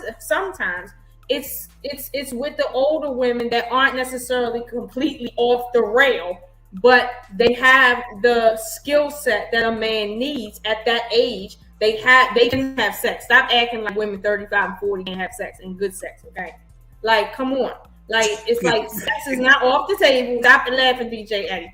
Okay, you know that's not our sexual peak is not in our 20s. You know that. So we can still have sex when we're older, and we come with more than just our looks when we're older. And even if we lose our looks, we offer more than that a man needs. I'm not saying we just offer more and a man don't need it. You see, I'm not saying we offer our jobs. No, I'm saying as women, our function in a man's life changes, his life changes. So therefore, we're supporting him, and that changes as he grows. So men can't afford to just be on women that just look good, because life is steadily moving. So I mean, I get it. Everybody wants to be with somebody attracted to you, but I mean, you can be attracted to a woman that's 35, 40 years old. Like, you can't. I don't understand. Like, black ain't got the best looking women on the planet that age the slowest, but they're complaining the most. White men ain't complaining the most, and I see their women be looking all old, they're 42 when they 23, and I be like, they ain't complaining. Talking about hitting the wall. Nobody started talking about hitting the wall until black men started talking about it. And black men have some nerve talking about hitting the wall when we could be 60 out here. I'm just saying. That's ungratefulness right there. Hey, and Lola, I definitely got a good point. Yeah. Lola, I definitely understand you on that point too, though, right? I'm not even saying that you're wrong on that one. You're right. I feel like the advice, however, just applies to like regular men. Unfortunately, people who are like the top, 5 or the top 10% are not going to have that type of maturity or have that type of mindset where they're going to want to settle down or get married or look for a woman that's more on a mature level, because there's going to be too many different women that's going to be thrown for JJ Adam, and some of them don't probably feel the need they should get married. Now, however, I don't want to sound contradicting, because we do have, high value or high earning men who are married or who have tried marriage, but as you can see, they also end up in divorce as well too. So, and the relationships don't really last that long. So, yeah. Well, see, and that's the thing with I hate saying regular guys, but with men that are not in the top 1 or 5%. Okay, again, we're talking about regular human beings. If at some point a man, even a rich guy, a wealthy guy, he wants to be around somebody who genuinely wants to be around him. At some point, even rich men get tired of every time they're in a room with somebody, it's because that person is looking to gain something financially from him on some old transactional shit. Like, I don't want to be in a room with, every time I deal with it's some transactional stuff. It's like, I want somebody around me that actually genuinely likes me, that genuinely wants to hang out with me, that genuinely loves me. Like, at some point, I'm not saying that men don't want to have their cake and eat it too in the beginning, but at some point, even a rich man don't want to be around, airheads, don't give a shit about him all day long, every day, day in, day out, sun up, sundown. Like, that is tiring. So it's like, wow, like, come on, like, at some point, can we please just tell a word straight? I know y'all men want y'all cake and you want the young girls and all that and you want polygyny and shit. Come on, can we just be honest for a little bit? I mean, don't you think we kind of deserve it, even though the man can't you agree that the men have it harder than the women? Like, can you agree with that? For example, I could come and I could have $2 in my pocket, and then all of a sudden I'm like a multi-million-dollar. I own a multi-million-dollar company, right?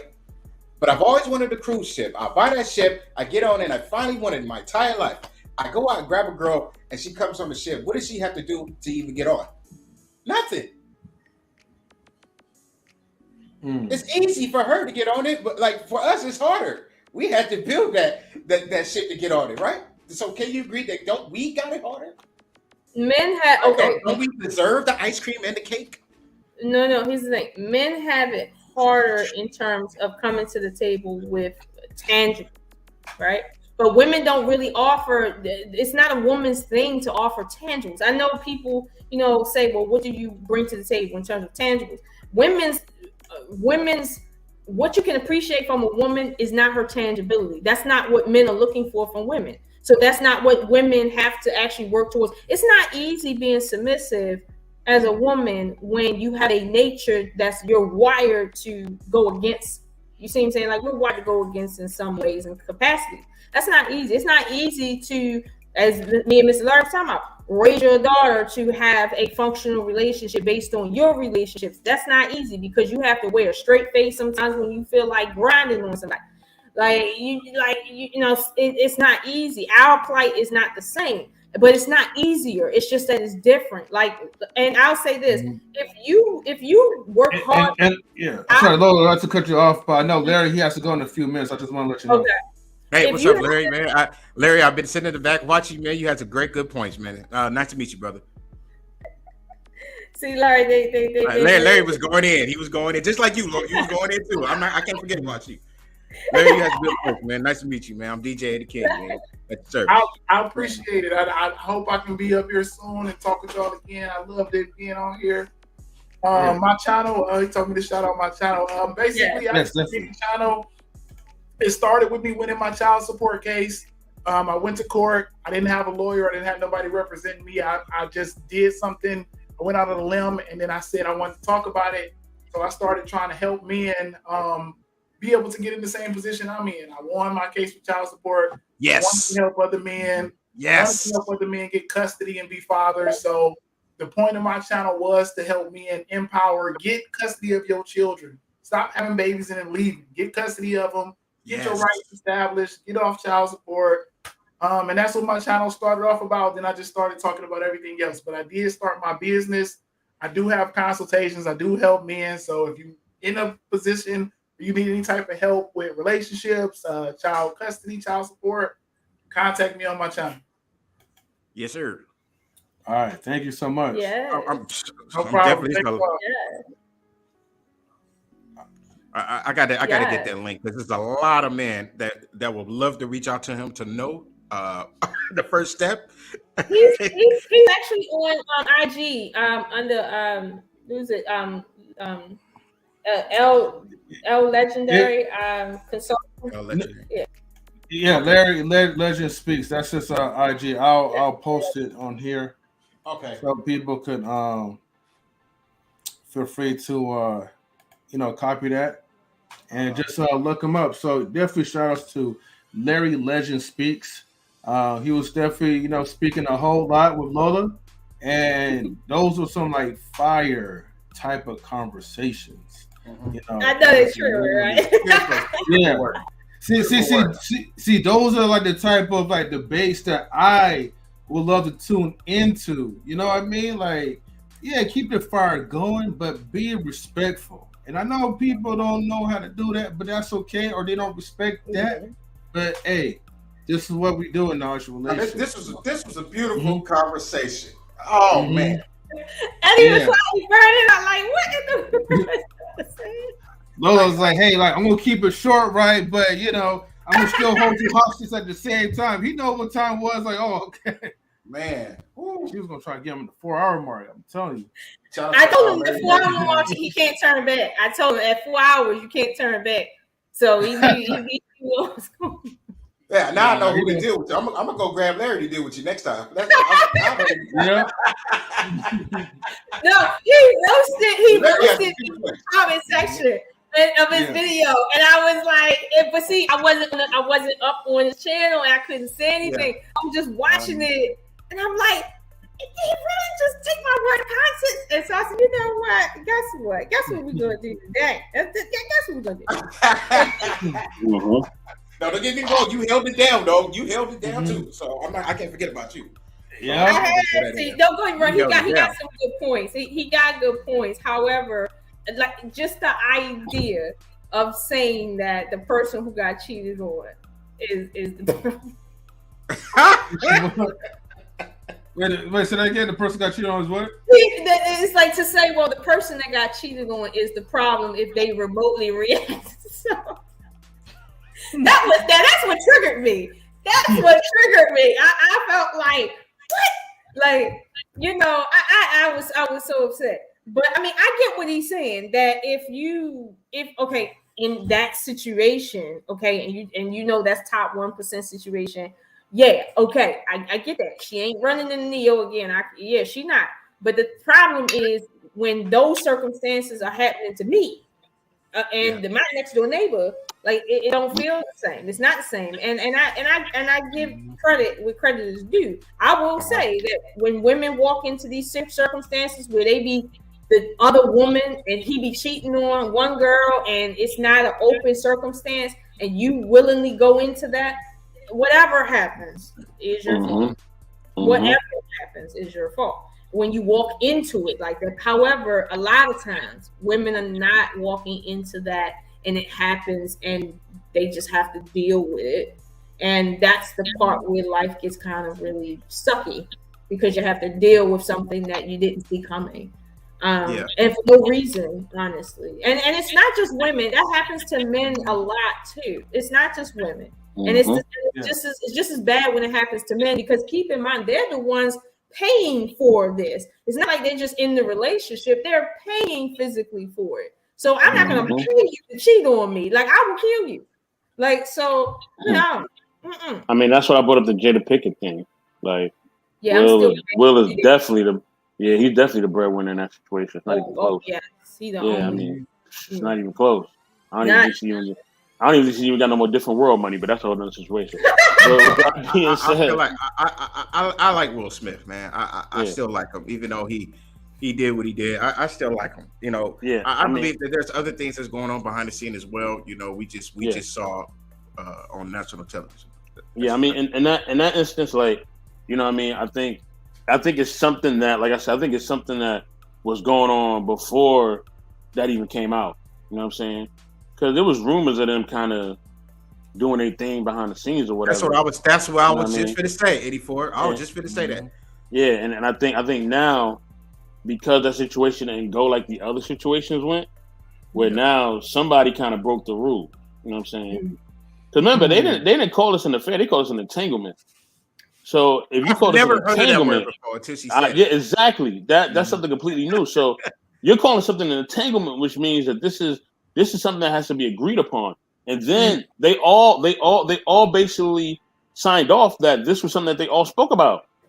Yeah. Okay, so this is not what we're looking at with the Neo situation. All right, this ain't that. This is something way different. You know what I mean? So I think, and that's why I tell people when it comes to people relationships, the best thing you should do is mind your business, because you don't know what these people have agreed upon.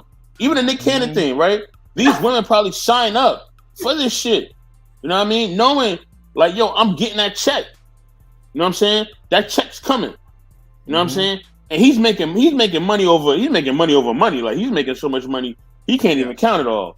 You know what I mean? Wilding out. He's on America's Got Talent, Who's Got Talent, something like that. He's on this show, that show. He got his own little company where he's making, he got movies, he's got his company where he's making different electronics and stuff. Look, man, this brother is paid, okay? You know what I mean? When you got NBC contracts, you got Universal contracts from MTV and all this other stuff. This man he ain't got to worry about money. He can have 20 kids. He good. You know what I'm saying? And he know that. And so when these women sign up for that, they know what they're doing. You know what I'm saying? Just like when the women sign up to mess with Future. They know what they sign up for. You know, the Chris Brown thing. They know what they're signing up for. We did a show about that. They know, people know what they're signing up for. You know what I mean? So when you jump in a bed with a vampire, you can't get mad that you got bit. You know what time it is. Like, they telling you what time it is. But people, us in America, we are so attracted to the allure, right? To the fast life, to the limelight. And we feel like if somebody could put me in a position that could, because remember, once you have a baby by this guy, your life has actually changed forever. You know what I mean? Imagine this is a girl who was working at McDonald's, right? She was working at McDonald's. She somewhat became a wild and out girl because, you know, she had that thing on her. She looked a certain way or whatever. And guys was hollering at her, and he seen her in the McDonald's. He's like, oh snap, I want her to be a wild and out girl. He brings her on. He now have a baby by her. Her whole life is different. No more McDonald's. No more money. None of that. No more struggling. No more having to smell bad fast food. She don't even got to eat fast food no more. Right. She eat filet mignon. You know what I'm saying? Her whole life has changed. So I mean, it's when you can change somebody's life by them just making a life altering decision as well. Shit, it's hard to turn down. So some of these women, they want their life changed.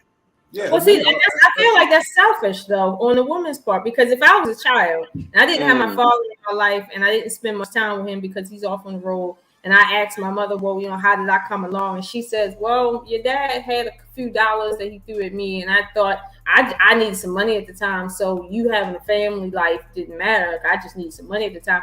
I really will probably lose respect for my mother, honestly, if that's the case. Because if I grow up in a way that isn't right and I ask, how did this happen? And you don't tell me something like, it was important that we didn't stay together or whatever, and you just tell me you needed a check at the time, like. So are you going based off the fact that you think that Nick Cannon ain't gonna be around forever, just based on his health? Because I mean, so maybe that's a sidebar to it.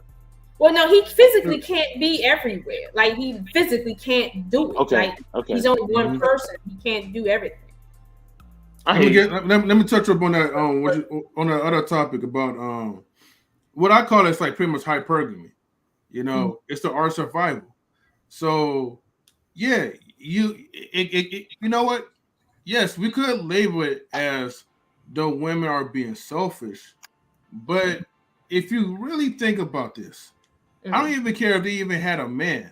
Okay, if a man could temporarily change permanently change your entire lifestyle, just for a temporary relationship with them, right? You know. That hypergamy is going to kick in because you know why? It's going to trigger their survival instincts. This is why women will be ready and be willing to, submit or to throw themselves over for high earning men. I mean, look, it's the truth. It's sad for the people, who look at it like a bad thing, who are struggling. But take it like it is. Like, hey, that's the art of human nature. Like, it should honestly inspire men. If you really want women so bad, right? Go ahead and try to do the things that you're doing to love yourself up. You may not make it to the top 5, but can you make it to the top 100? Can you get 6 figures? Can you earn your way to invest so that you could have a comfortable lifestyle financially, and then have a few pick of the pool of options that you could actually choose from? But the problem is men complain because they don't want to put in the work into that. Because it is hard work. You're going to have to work your body. I mean, you can't work your height, unfortunately. Correct. Well, there's height surgery now these days. Oh my God! Don't tell me that. Don't tell me that. I will go Google that joint. Don't tell me that. Just knock down the angles. Break it down. And reconstruction those bones. Man. Yeah, it will give you a couple of inches though, at least. Well, okay. Here's the thing. G Patrice. I get that, right? But I will say that men continue to see women's plight in terms of them just coming to the table with their looks as something easy. Keep in mind, women have to utilize masculine discipline to maintain those looks. And if you really realize the pain women go through to maintain their looks and the money we spend to maintain our looks, it's not easy. We got to work for that too.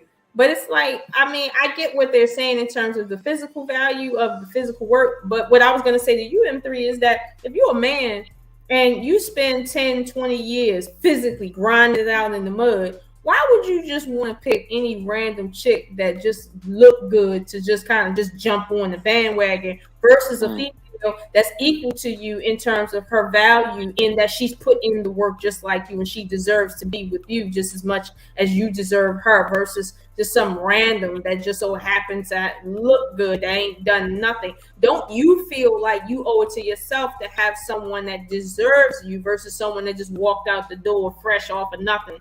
Like, I mean, I don't know. Yeah. Well, Lola, to answer that question quickly, right? The unfortunate part is that once you reach up to a level of status, right, where like you're well known, you can't really trust like the intentions of a woman, or I mean, well, not even a woman, just people. Period.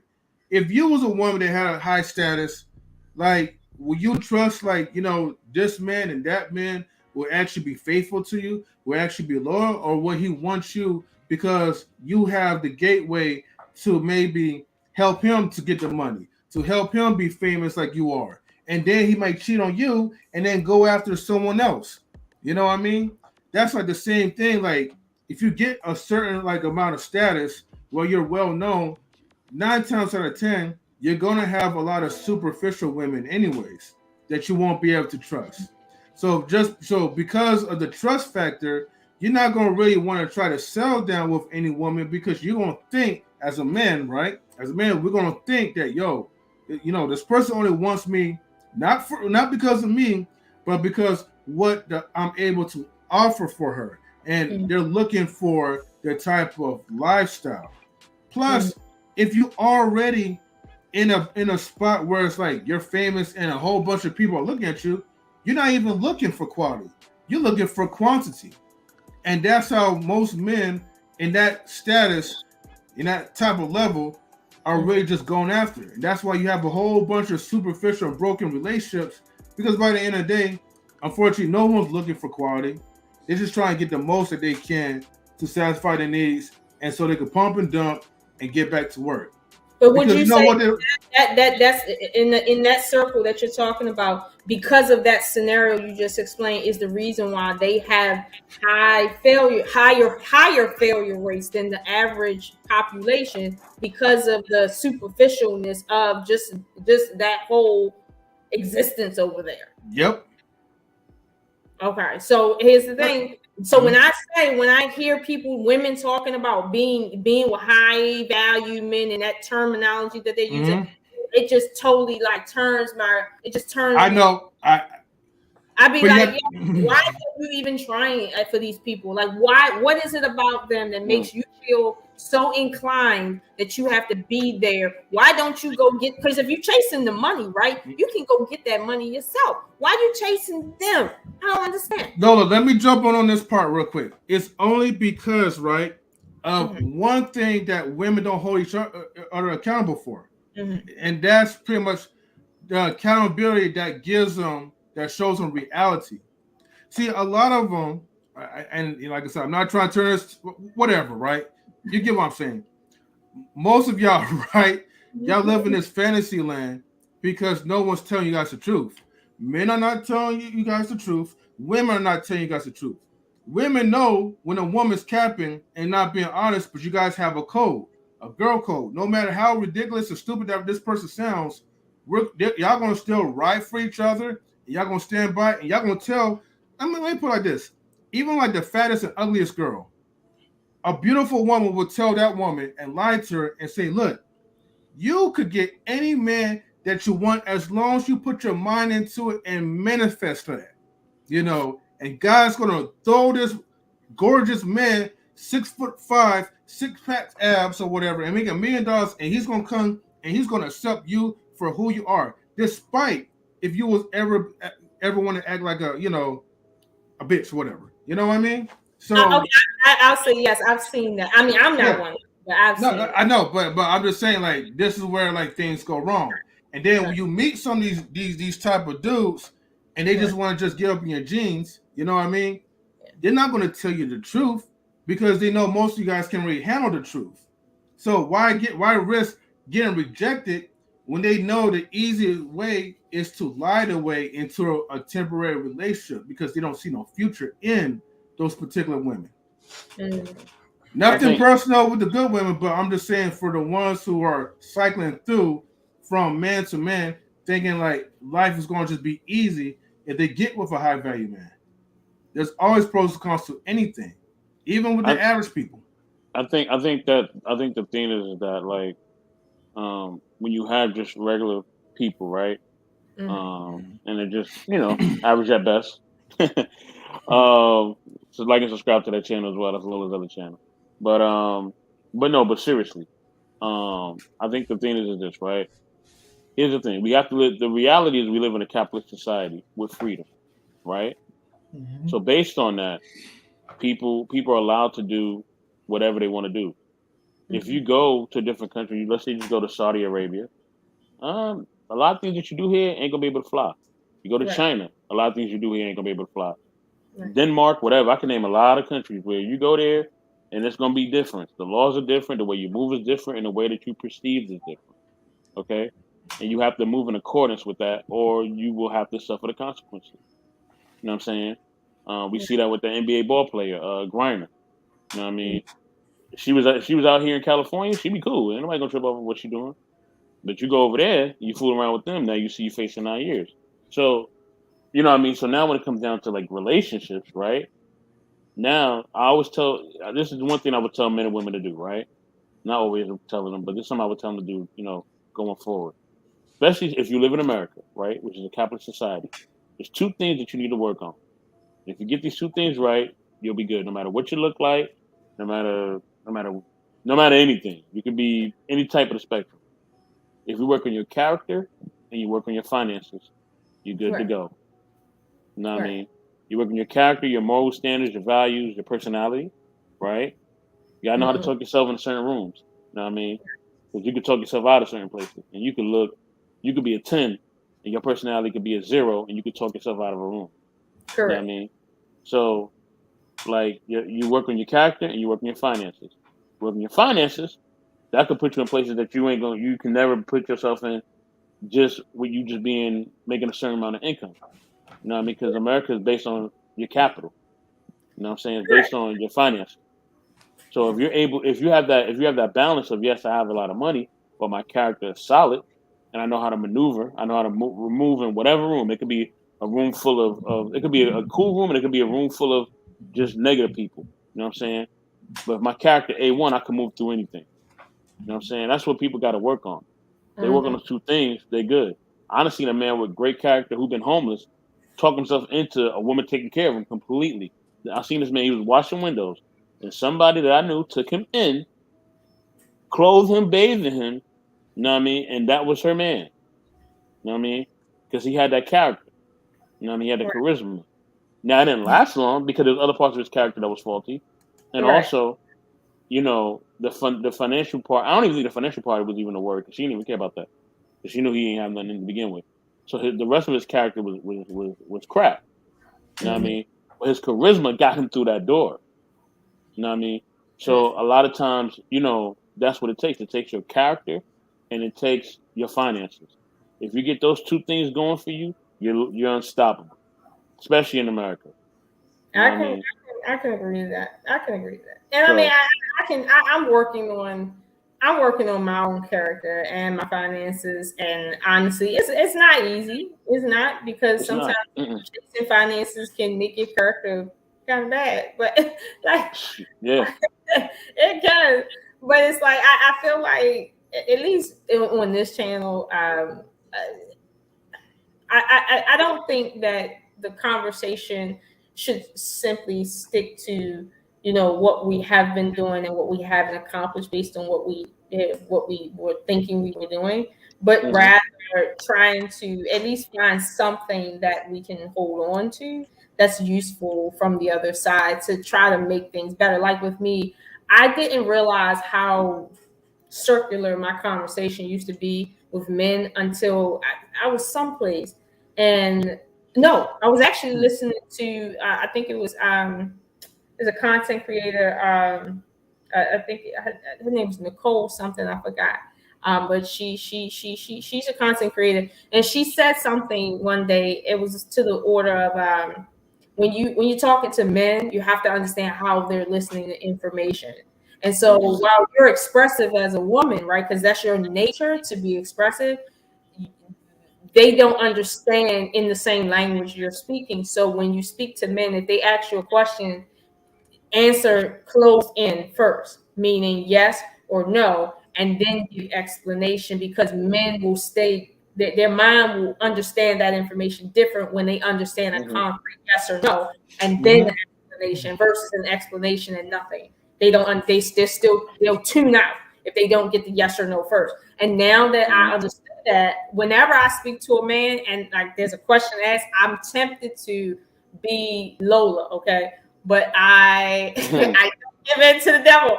I say yes or no, and then I give an explanation. And conversations tend to be more straightforward with that. You know, it does. And I learned something. It's not hard, but I mean, it's challenging because I'm a woman.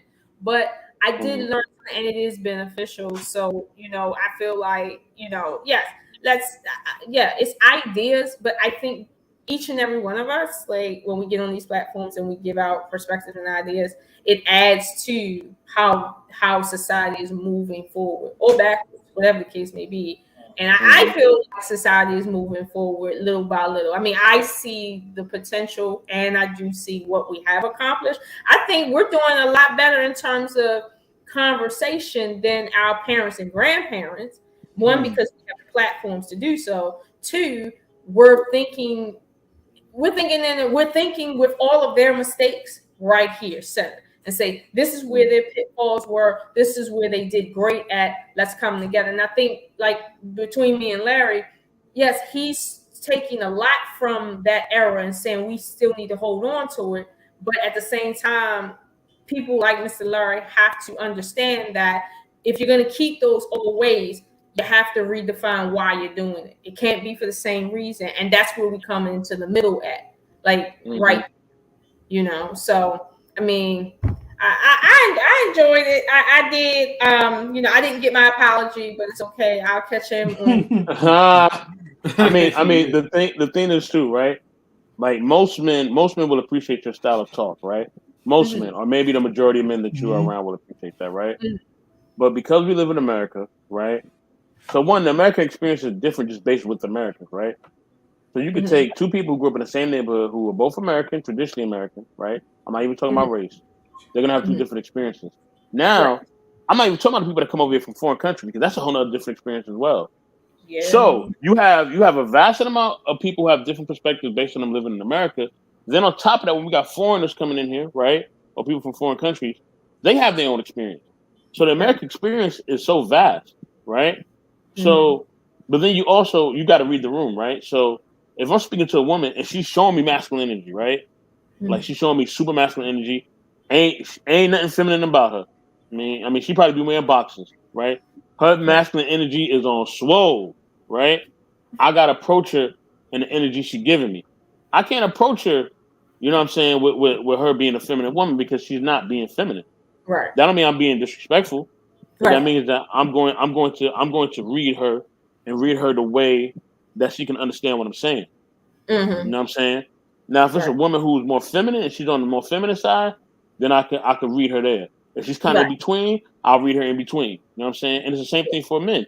There's some men who are very, very feminine, right? That doesn't mean that they play for the other team.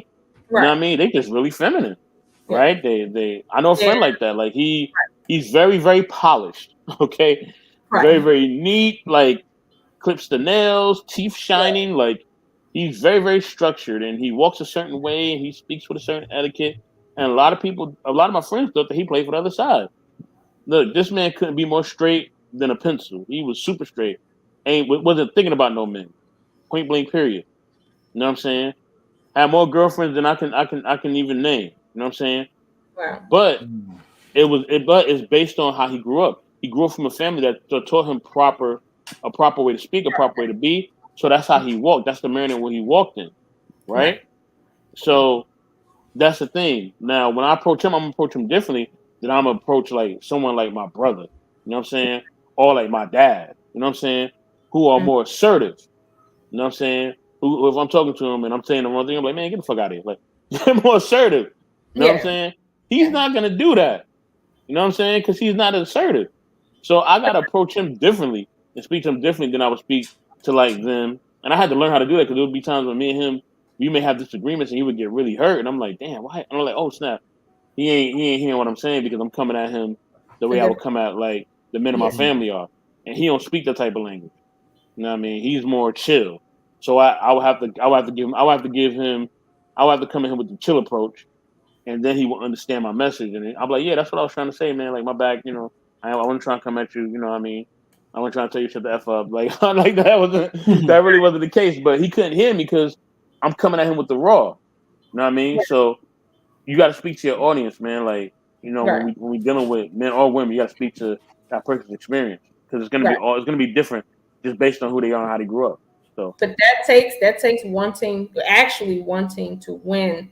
That winner's attitude. That's what that's about. And I know some people would say, well, are we trying to win over men? It's not that. It's like anybody that's a public speaker is trying to win, and thus learning the art of human communication and human understanding, so they can be better at what they're doing. And I think as women, we should at least try to understand how men think differently than us, so that we can better adapt to what, because we adapt, so we can just better adapt to how they're acting or not acting, so that we can actually benefit. Because men can do the same thing, but honestly, I think women are better at it than men. I think women are better at adapting to men's style of communication than men are at adapting to women's style of communication. Some men can, but overall, I think women can do that better. And I think honestly, we should. I think it would help the conversation, because it keeps anger down when you understand how to approach men based on how they listen and how they don't. There's some conversations men don't give a shit about that women will bring up all the time, and I'd be like, "Girl, you just lost him. His mind just went someplace else." Like, yeah. But that's how that is. But you know what?